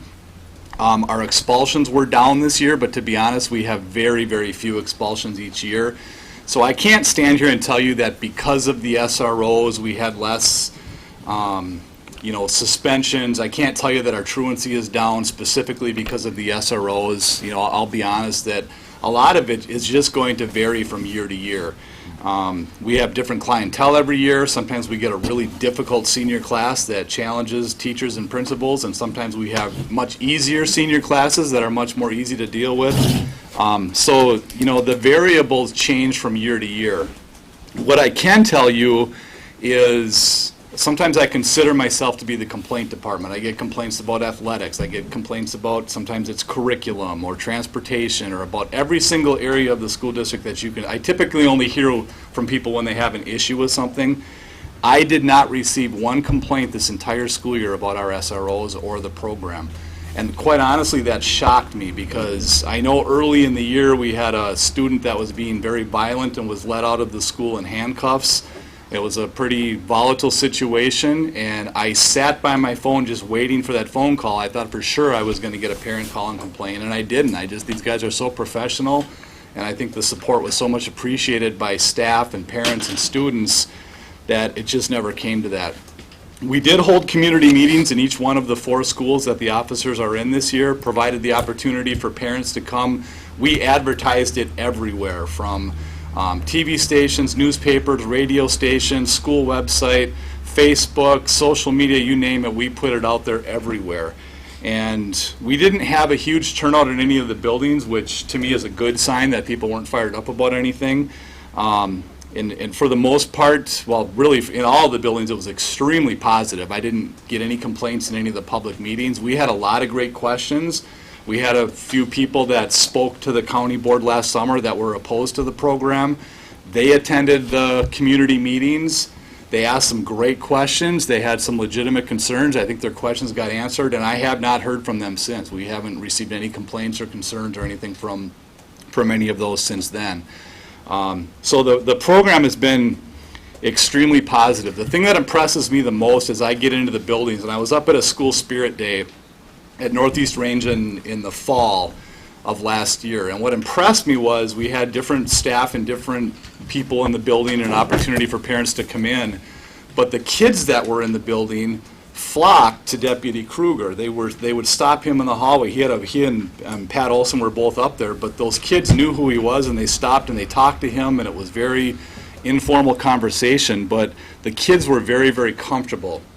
I also interview each one of our seniors in the entire school district in the spring of the year because I want to get some feedback from them as to how we're doing as a district. And I focus more on the academics. You know, are you prepared for college? Are we giving you a quality education? Those types of questions. But I also slipped in there the question of, you know, you had SROs in the building this year. Did you notice? How do you think it went? And I got a lot of answers like, you know, early in the year we couldn't figure out why they were here. You know, we feel like our schools are safe, and why do we need SROs in the building? But as the year went on, it was really great having them around. They're really pretty cool guys. They weren't there to do anything to us or write citations or do any of that kind of stuff, but that's the feedback that I got from the kids that I interviewed. Again, not one complaint from any of the kids either. They were all very, very positive about the program. I can also tell you that the district is committed to keeping this program going.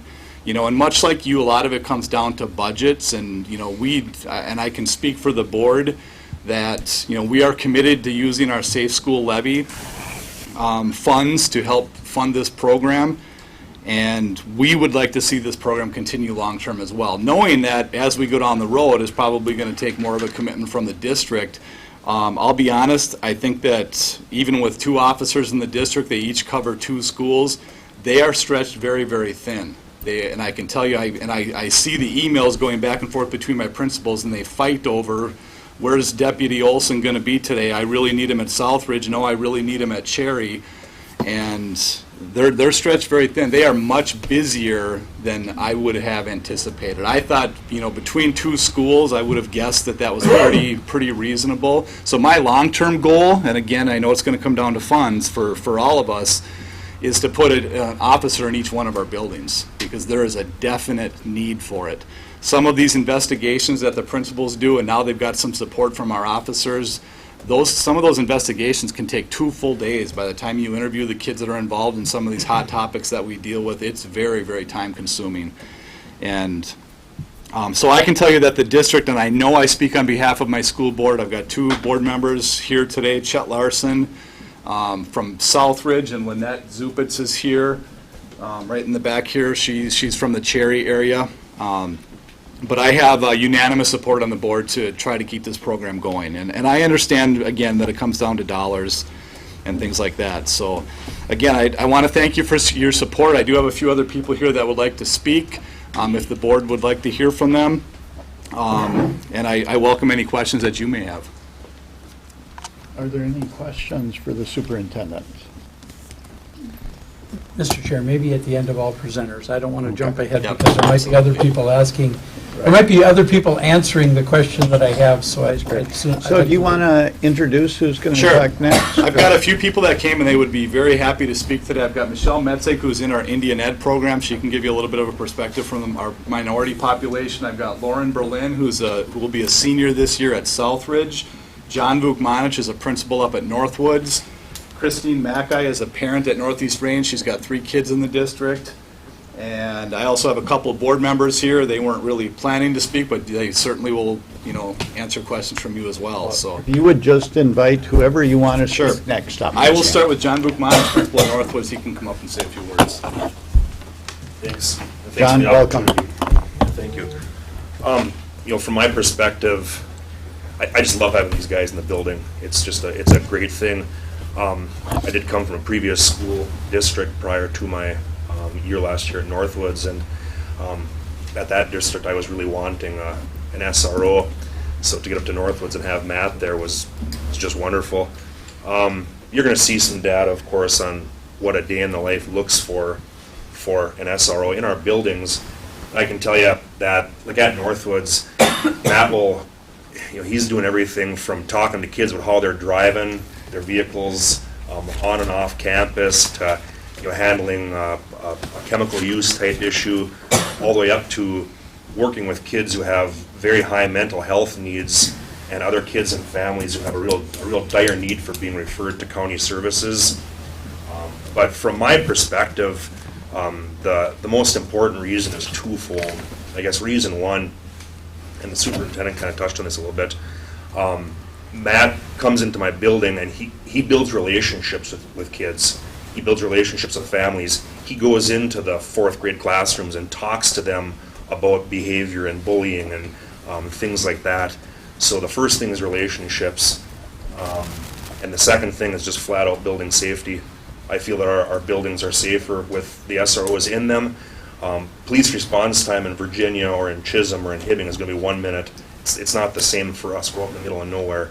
So to have these guys in the building is just it's just great. It makes our buildings safer. Great. So, yeah. Thanks. Okay, next I'll have Michelle Metzig from Indian Ed. Michelle, welcome. Good morning. Thank you. Thank you for having us. I work for the Indian Education Department. So from my experience, I find this hugely beneficial. I look at SROs in our buildings as being early intervention.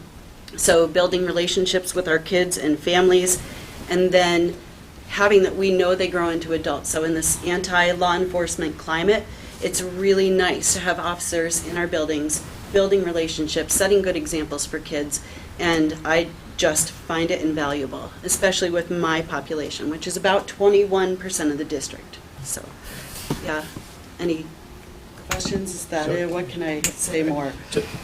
Go ahead. Now I do have a specific question, because Sir. you'll be the only one with the answer.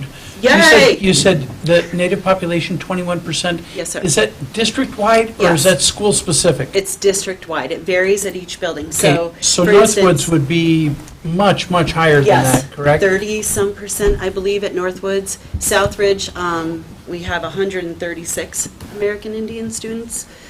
Yep, and at Northeast Range, it's a much, much smaller population. Very good, But- thank you. Oh, it's my pleasure. So this is probably for later, but so one of the issues that many people get concerned about, Yeah. certainly in Duluth, is that when you have school resource officers in a school, sometimes kids of color get in more trouble, or they get caught, or there are more things that happen. What's your experience? So, like Mr. Salee, what I've done is I've looked at the data, and I've said, okay, here's how many expulsions we had, suspensions, how many incidents have we had, and from what I looked at with my specific students, there wasn't an increase. In fact, we have what we'll call, for a lack of a better term, repeat offenders, and some of those had fewer incidences. So it's not been my experience. I've seen it as being very positive. In fact, I think in general, the population I serve is resistant. They look at law enforcement as more of a threat than a support, and I feel like school resource officers have kind of bridged that gap and changed that perception and perspective. So it's not been my experience. Okay, great, thank you. Any other questions? Thanks a lot. Thank you. Okay, next I'll have Christine back. I here from Northeast Range. Christine, welcome. I am from Embarrass with my husband Mike, and we have 3 children. One was just graduated from Northeast Range this past spring, and we have a 7th grader, and then our little girl who will go to kindergarten. So we kind of range from all spectrums of the age groups in that entire school. So I see a lot as part of the school for about 13 years now. I've seen many different views of it. And as a parent, I guess when I first learned about the opportunity of having Deputy Kruger in our building, I was kind of skeptical at first, to be very truthful about, because I thought Babbitt is such a small school. I think population or enrollment-wise, I think we're just under 300 K through 12. But I am very, very pleased to have had him in the hallways this year.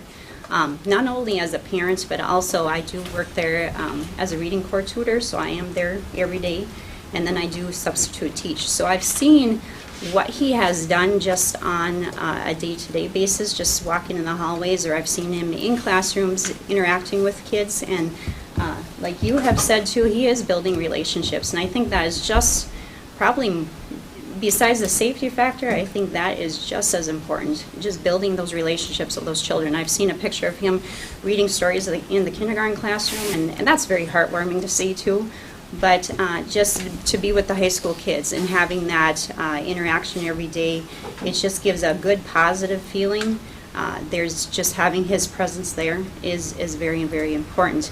I do remember we have what's called a community task force committee at our school, and we meet monthly. It's made up of parents and our principal, Kelly Ingman, and teachers and a couple students, and we meet there it's basically to try to figure out ways to, increase our school pride in our school, how to do different activities and so forth. And I know Deputy Kruger came to one of our meetings, I think it was in October of last year, introducing himself to us as parents. And he said that he did walk into every classroom and talk to them, just introducing himself and what he does and so forth.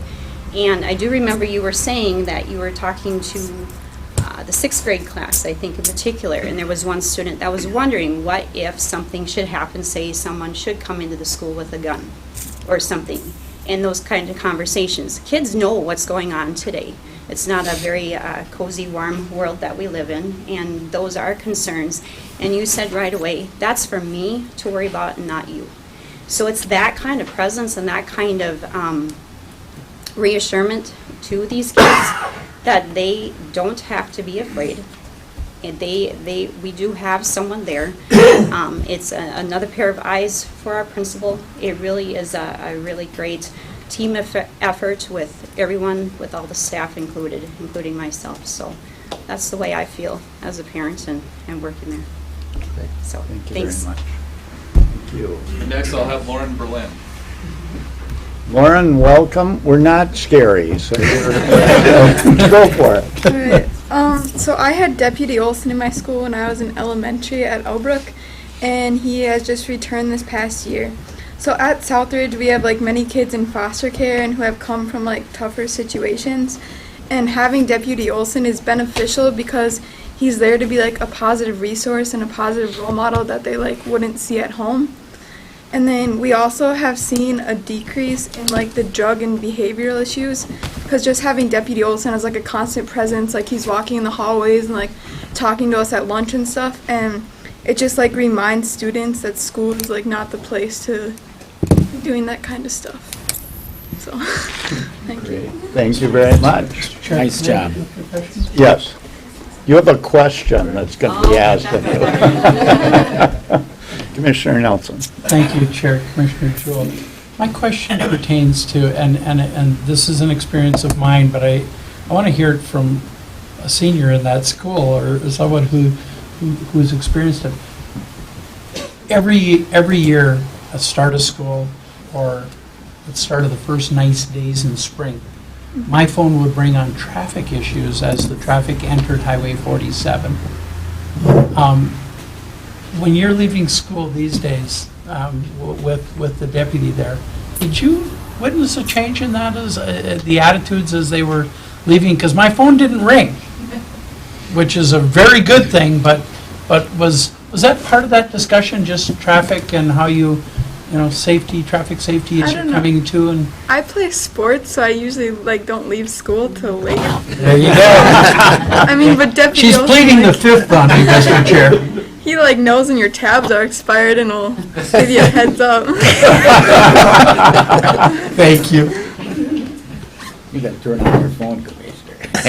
I like the idea that he gives you a heads up. Yeah, that's a positive. Okay. Mr. Chair, I Yeah. will tell you that my experience, Highway 47 is a brand-new road that the county struggled for years and years and years to get the Army Corps of Engineer permits to build. 15 of them, in fact, on that short road. But because it's a new road and that new entrance and the new school, honestly, every spring and, well, every fall when school started and every spring when it got nice, my phone would ring. And I can tell you that that did not happen this year at all. I did not get one phone call about traffic coming from the school entering the road in a dangerous fashion or entering the road or how they were coming in too fast. I think they made some changes to the school buses down there that really, just analyzing how they flow in and out, and that made some big differences. So maybe we'll have a chance to hear about that a little bit. Thank you, Mr. Chair. Commissioner Jukovich. Thank you, Chair Joel. Just a couple of things. In my past life, I was the mayor of Chisholm, and we implemented a SRO officer in our school district, and we agreed with the school, obviously, on terms, and we worked through it, and it was a wonderful, it continues to be a wonderful success story because we heard from people talking about relationships. That is so accurate, because there are times when some of the kids don't necessarily see law enforcement unless it's at their house or something happening that might be a negative in their lives, and have the opportunity to see these individuals come in, see their real people, talk to them. It was just a huge asset for the community. You build these relationships with these kids when they're very young, and it goes all the way through, and you see the difference it makes in their lives. It's not just something that someone's there watching over them. You build relationships, and that's what we do every day, all of us, and that's what they do every day, but with these kids. And these kids are the future. And if we can do anything to help ensure that their future is better, because we had the foresight to take a good look at this and say, you know, this is going to be good not only for the schools right now, but for these kids all the way through their lives, because they'll have an opportunity to understand so many good things happen with law enforcement. And I spoke to, I didn't speak to you, Deputy, but I did speak to a couple of the deputies. I went to the Cherry School and I went to Southridge, and we had conversations. And the faculty was in awe of how many positives come of this. And in Chisholm, we had the same experiences. So I cannot tell you how much I support this. I am in 100%. I'm all in. I believe in this. I've worked this. I've done this. I've seen the results.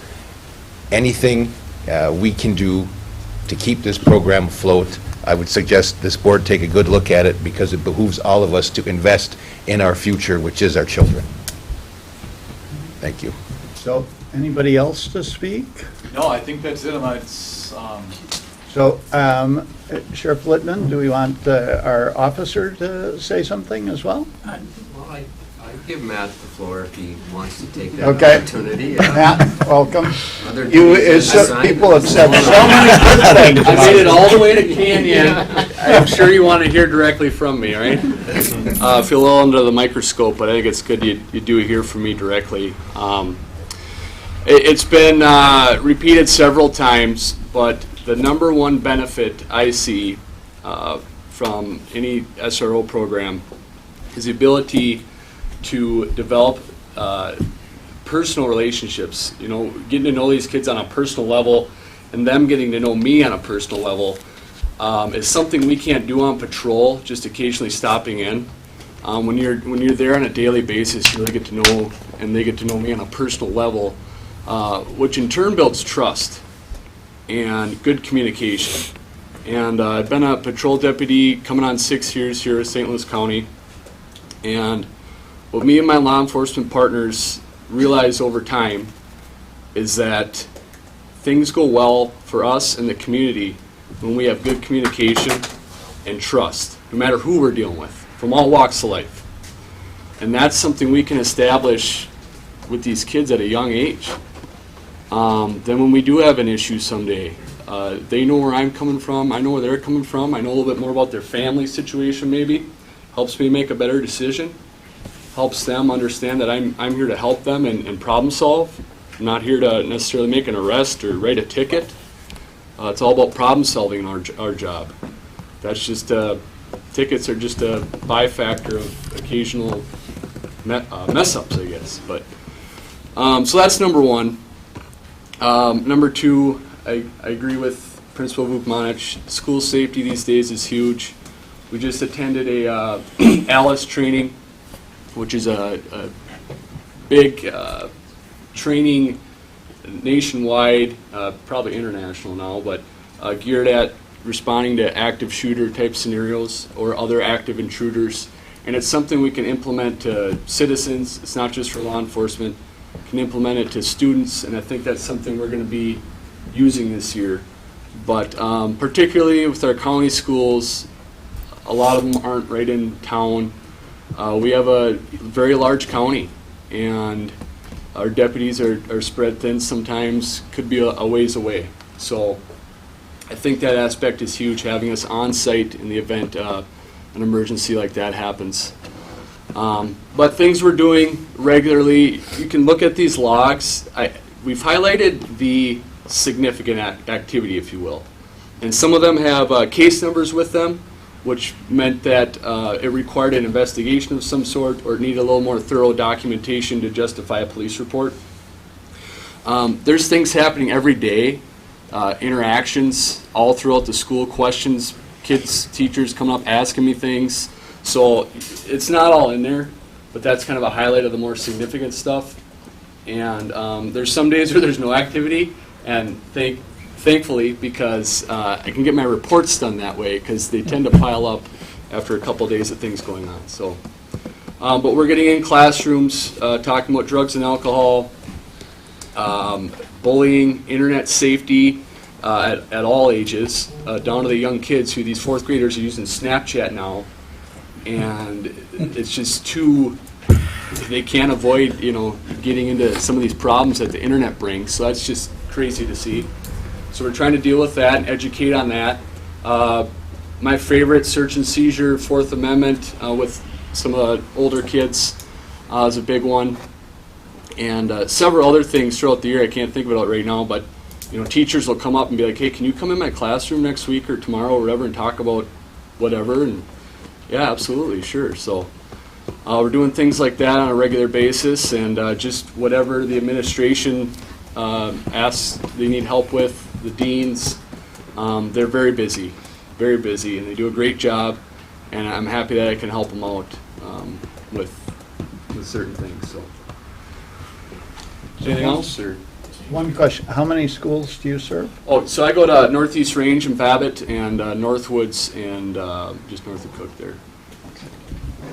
Any questions, Commissioner Nelson? Oh, sorry, Commissioner Boyle. Commissioner Boyle was first. I was going to point that out to you. Thank you, Chair. There's a couple of questions, and thank you for all coming. And this was not an easy vote last fall, but I think we can see some of the results that are already happening here. And in my take, I had a school resource officer when I was at Superior Senior High School that was a very great individual, and to this day, when I still see him in my old hometown of Superior, it's more as a friend, and I can kind of see that building that relationship with you across the range for years to come. My question to you is more specifically, what's your relationship with our children social workers, and what sort of relationships do you have with them, and do you have any instances of stories you could tell us? Social workers, within 2 weeks, they're kind of on my speed dial, the intake line for child protective stuff. So, yeah, I got to know the supervisor there on a regular basis.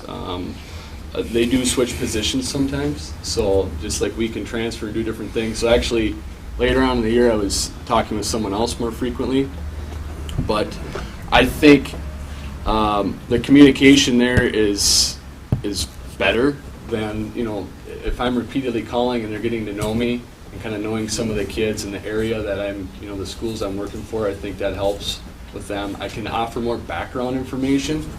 When we're out on patrol, we don't always have the whole family story. We just get a blurb of maybe what happened today. When I get to know these kids, I've got a bigger understanding of what's going on at home in their family, so I can give more information when I do talk to social workers.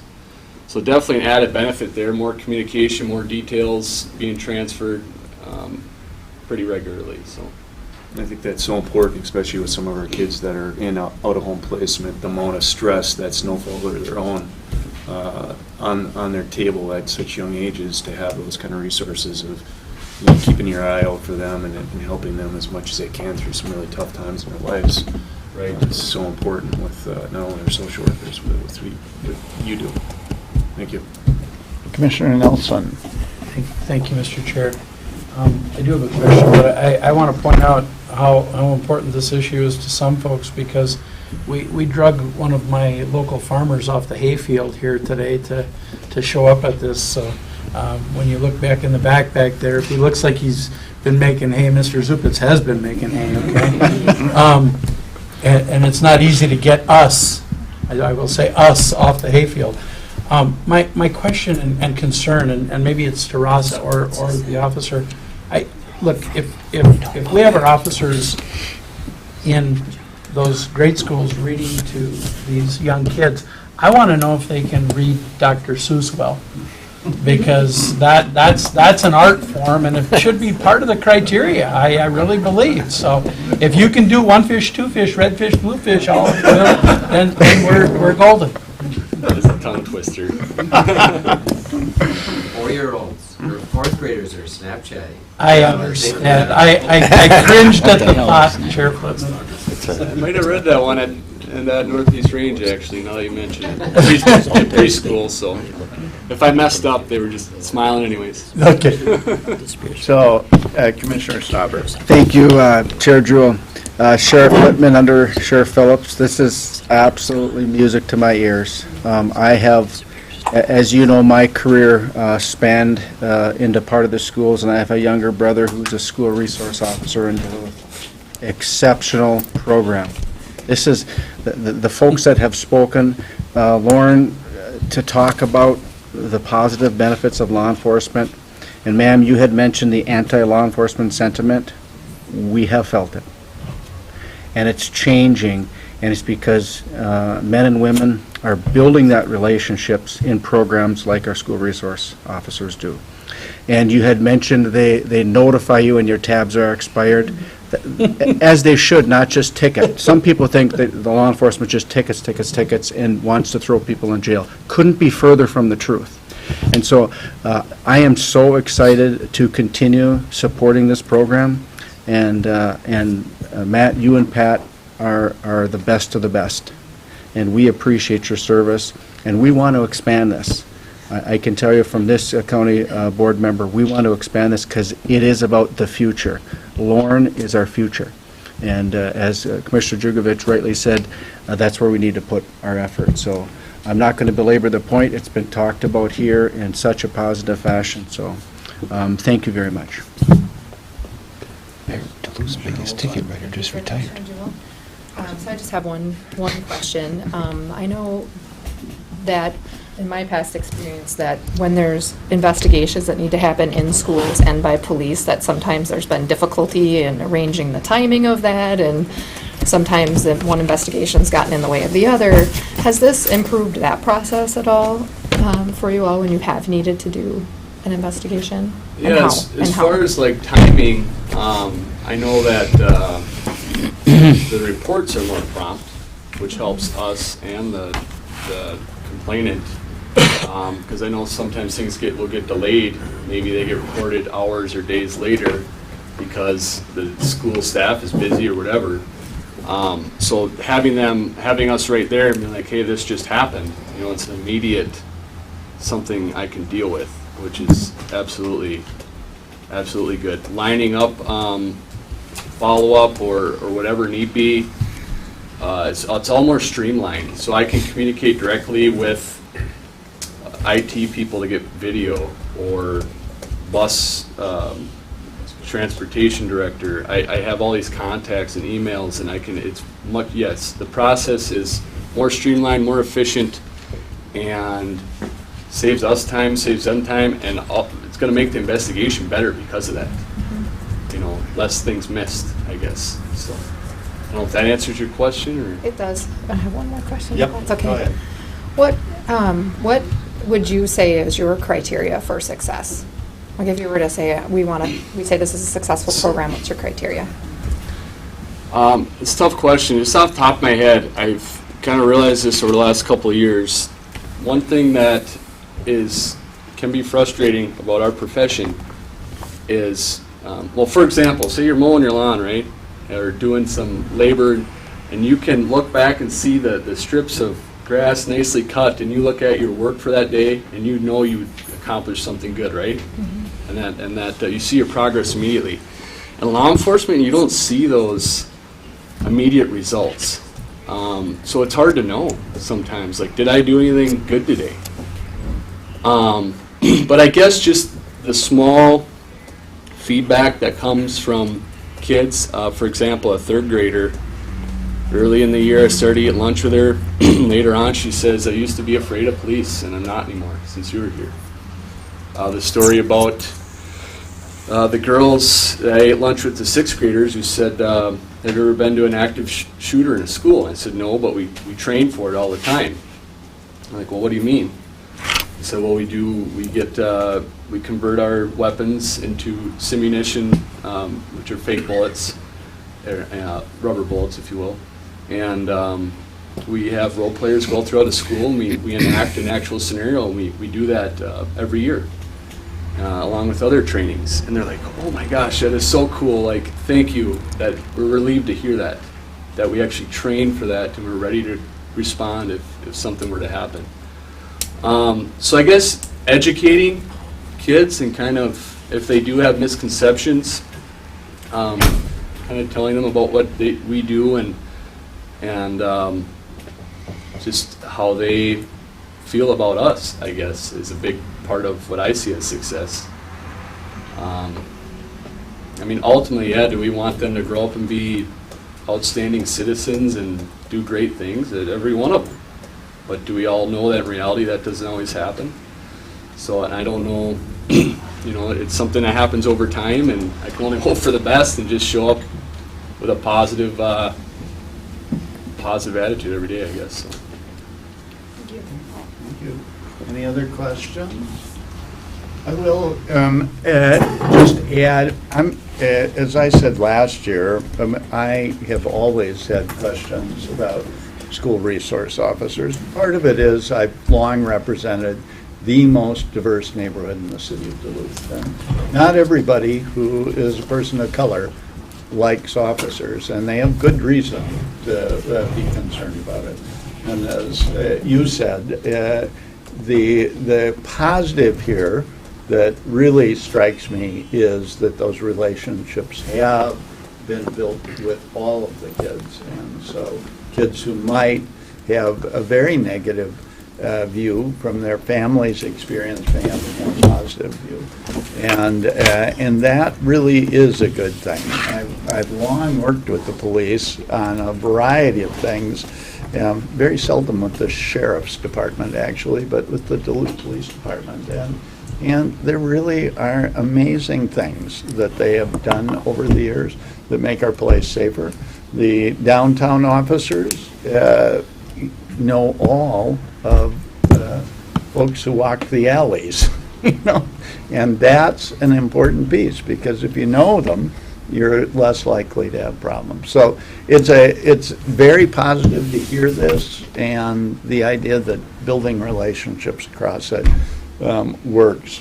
I'm very thankful. I'm really thankful to hear that there are not more kids of color, because some of the experience has been that kids of color increase their interactions with police in not positive ways when you have school. And so the human rights officer in the city of Duluth said to me, prior to our voting on this, he absolutely opposes school resource officers. And the reason he does is because his experience is that African-American kids and kids of color have more run-ins with police. I feel obligated to comment on that. Just from my personal experience, and I can't comment on others' experiences or whatever data is out there. I know there's a lot of it. I will say Northwood School has a large Native American population. Yep. A culture that I haven't been surrounded by. I actually felt guilty at times because I was taking advantage of having my educational time with them. Made so many what I would consider friends of a lot of these young Native American kids, reaching out to them, asking them about certain things that they do in their culture and learning things throughout the school year. So I think that has been just the opposite of what you're saying as far as with the Native Americans and that school in particular, because there are so many. I know the first couple days there, I don't know who said it, but I was walking down the hallway and I had a student yell out "Black Lives Matter" behind my back and announce one of the names of a person that had been shot in one of these controversial cases. It's a busy hallway. I don't know who it was. I let it go, but my thought was, shoot, am I going to be getting a lot of feedback like that throughout the year?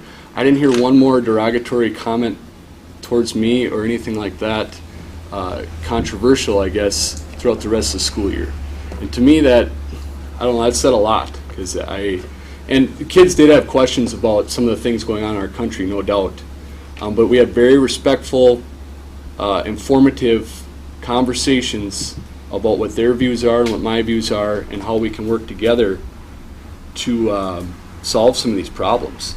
So there's no other place hardly that I could have done something like that. I can't start up a conversation like that out on the road. That it's so to have that opportunity is, I think we need more of that in this country. We need more of that integration and problem solving and ideas being exchanged respectfully. So that would be my comment on that. I would say that the sheriff chose well when he chose the two of you, so that's a wonderful thing. And there's no doubt in your description of this, a very positive thing. And feedback from folks who serve the population that sometimes is really bothered by this is also positive. So all of that, given all of that, and I have certainly seen positives. I used to do restorative circles at Central High School in Duluth for kids who got in fights, and the resource officers often sat in. And it was always positive, as you suggest, because the conversation tended to show that they weren't the evil meanies the kids thought they were when they walked in. And that change and thing often meant that over time, their relationship with the police officer was really positive. So that's great. Thanks so much for doing it. Are there any other questions or comments? It's a great program. Sheriff, do you want to do any final words or?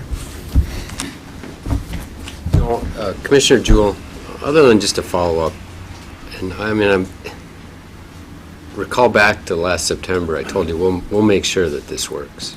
And a lot of the success is because we chose the right two people. And you're right. A lot of the concerns you brought forward last September and August, the program can have disastrous side effects if you don't have the right people doing the work. But it's more than just Deputy Kruger and Deputy Olson. It has to be the collaboration, the partnership, like with the superintendent, his board, this board, and the teachers and school administration and the students too. So, I mean, I'm very impressed listening to Matt here today. I'm proud of the work that he's done, but I think we can all take some credit here. Steve and his staff, and you as well, so thank you. Well, you pulled me along last year. I was one of the votes in dragged. favor, even though I questioned it. So I thought you made a good argument, which is why I voted in the end. So, thank you. Okay, with that, I know Commissioner Nelson, you had something else you wanted to say in comments, and I guess that we're at that. Commissioner Stauber? Commissioner Jewell, personal privilege, please. Okay. Okay, and then we can, people can leave if they so desire during the personal privilege, so.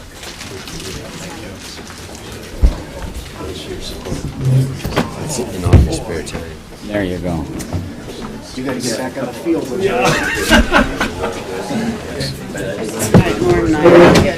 I just felt there was more process. Really, I wonder if I should go ahead and pitch that. Yeah.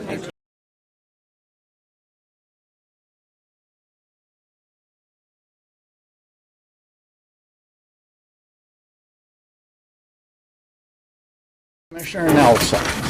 Thank you, Chair. Well, I do have two items that I want to bring forward. One is just simply the fact that, again, when I went to DC, I will tell you I learned one thing. If you get invited there in July, it means they don't like you, okay? Because 99 degrees and 90% humidity, you would never invite someone there that you actually liked. So with that said, I was in meetings from 7 o'clock in the morning till 8:30 on Wednesday, but because my schedule was so upside down, I scheduled Thursday there and had a little bit of extra time to do some shopping. So I got a couple of gifts back for my fellow commissioners. I missed some of you, but I'll get you the next time I'm out there. But the first thing I have, and this is for Commissioner Boyle, it's the most famous bar on Capitol Hill. I enclosed the sales receipt so that you knew, Commissioner Boyle, that Commissioner Nelson didn't steal the copy, okay? That's the only reason that the receipt is in there, but that club has been there since the inception of Washington, and trust me, more deals happen there at the Dubliner than do in the halls of Congress. The second thing that I have, and this is for Commissioner Rukavina, I know what a tremendous affection he has for bobbleheads. So what I did was I picked him up the newest bobblehead, left it in the box, Commissioner Rukavina, because I'm sure it's going to be a collector's item. I am certain it's going to be a collector's item, and I wanted you to have a bobblehead to add to your collection of bobbleheads, and so that was my shopping spree. I will tell you the grandkids did very well, but some of the commissioners here didn't get remembered. It's not that you didn't get thought of, but I just, with one bag and the airlines the way they are, I had to pretty much stand on it to get my friend Donald in there, but again, for your collection, Commissioner Rukavina, now you have our current president so that you can enjoy. With that, folks, there's been a lot of chatter about chip seals, scrub seals, PLAs, and all of the above. And I have to tell you, the labor representatives that came to see pretty much all of you came to me last. Actually, me last, but after you, they came to me. Did they come to you last? Okay, one of them actually told me I was last, Commissioner Jewell. So you were, but they just didn't think they could get me. Got it. Okay, so they got you last. Well, me second to last, and the irony is that they came to the two longest serving board members last and second to last. Folks, I've got to give you a little history here because we need to understand before we get too deep in this quagmire. Okay, St. Louis County When we originally enacted project labor agreements, which by the way, today, folks, it's over $400 million worth of projects under PLAs. $400 million worth of projects under PLAs. But when we first did them, we did them as a pilot. That's how we did it. When we came back in 2014, if you look under, as you read down that list, when we came back in 2014, we did the federal PLAs as a pilot. I proposed, and it was accepted by the labor representatives that met with many of you. I don't know if they met with all of you, but many of you I know for certain. I proposed to them that we do a pilot on chip seal. Now, I understand, and Commissioner Ricavino, whether you agree with me or not on this, I know that you'd probably like to see chip seals just go away. But until you get the title of PE after your name, I'm probably not going to listen to you on roads.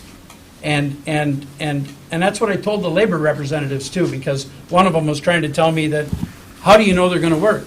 Well, as soon as you get PE behind your name, I'll listen.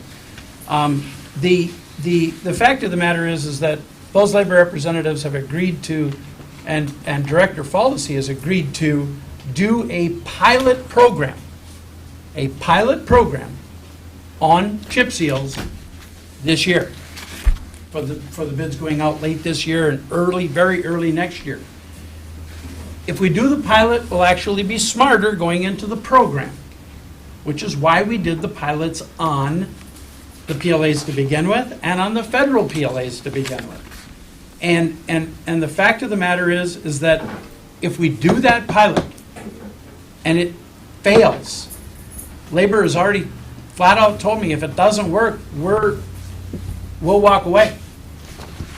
If it works, then we'll enact it like our other county policies. But I would like to see us allow our county engineer to implement this to see if it's going to work, because I will tell you that both Commissioner Stauber as the chair of transportation and myself some years ago worked really, really hard to try and find companies that would come in and bid on this work. And the answer was not just no, it was hell no. So, if we try this as a pilot, we're not going to lose a full year's worth of chip seals trying to do something we can't do. If we put those bids out there and the costs come in astronomically high, we're going to know. If we put those bids out there and no one bids, by the way, I called 4 contractors yesterday after meeting. All 4 of them reiterated what they had told me 2-3 years ago, not a chance. With that said, I urge all of you to have a conversation with your county engineer and those labor folks, and know that this has worked out. We will do a pilot and we will know a lot more. And if that pilot works, you have my commitment. Look, I brought PLAs to this county and you don't hear me say I very often. You do not hear me say I very often. I always say this board. But the fact of the matter is that I brought PLAs to this county and engaged at that time Attorney Mitchell. And were it not for the efforts of Attorney Mitchell, we would not have PLAs in this county, because he made them bulletproof. And when the governor then challenged our project labor agreements, he had the documentation to back it up, and we still have them today.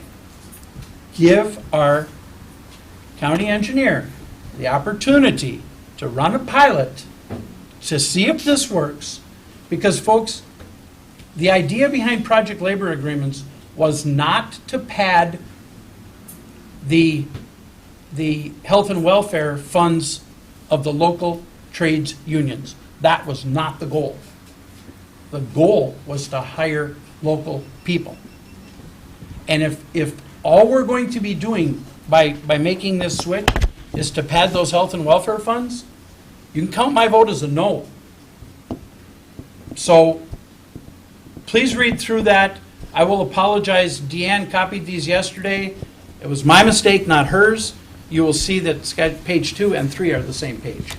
But I asked her to not put them on the back side of the paper because I wanted to support Commissioner Rukavina's paper industry too. And I wanted it more readable. So it shows up on the front and back, but page 2 is actually the second page as you see it here. Mr. Chair, that is all I have for today. And I, as Commissioner Rukavina, very much look forward to what I hope is the final hearing on this matter. And I also more look forward to the reversal that I believe is imminent. And after discussions in DC, I absolutely believe that it is imminent. But certainly, the attendance tonight is something that shows that community involvement and community support. Thank you, Mr. Chair. With that, seeing nothing else, is there a motion to adjourn? Moved by Commissioner Boyle, second by Commissioner Olson. Oh, whoop. Can we thank, yeah, we've got lunch here provided by Northland Township. Folks, I will tell you that Bobby Perkola's Sloppy Joe's, they don't get no better, folks, okay? So when we come out to some of these townships where there's not a restaurant readily available, it is so cool when they help us out on this. So thank the township if you would, please.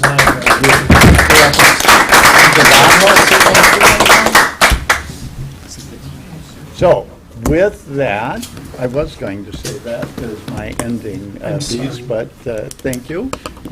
So with that, all those in favor? Aye. Those opposed? Itak mas, as they say in Japanese. Yes. Eat up. 2 minutes, as they say. Let's eat now. Yeah.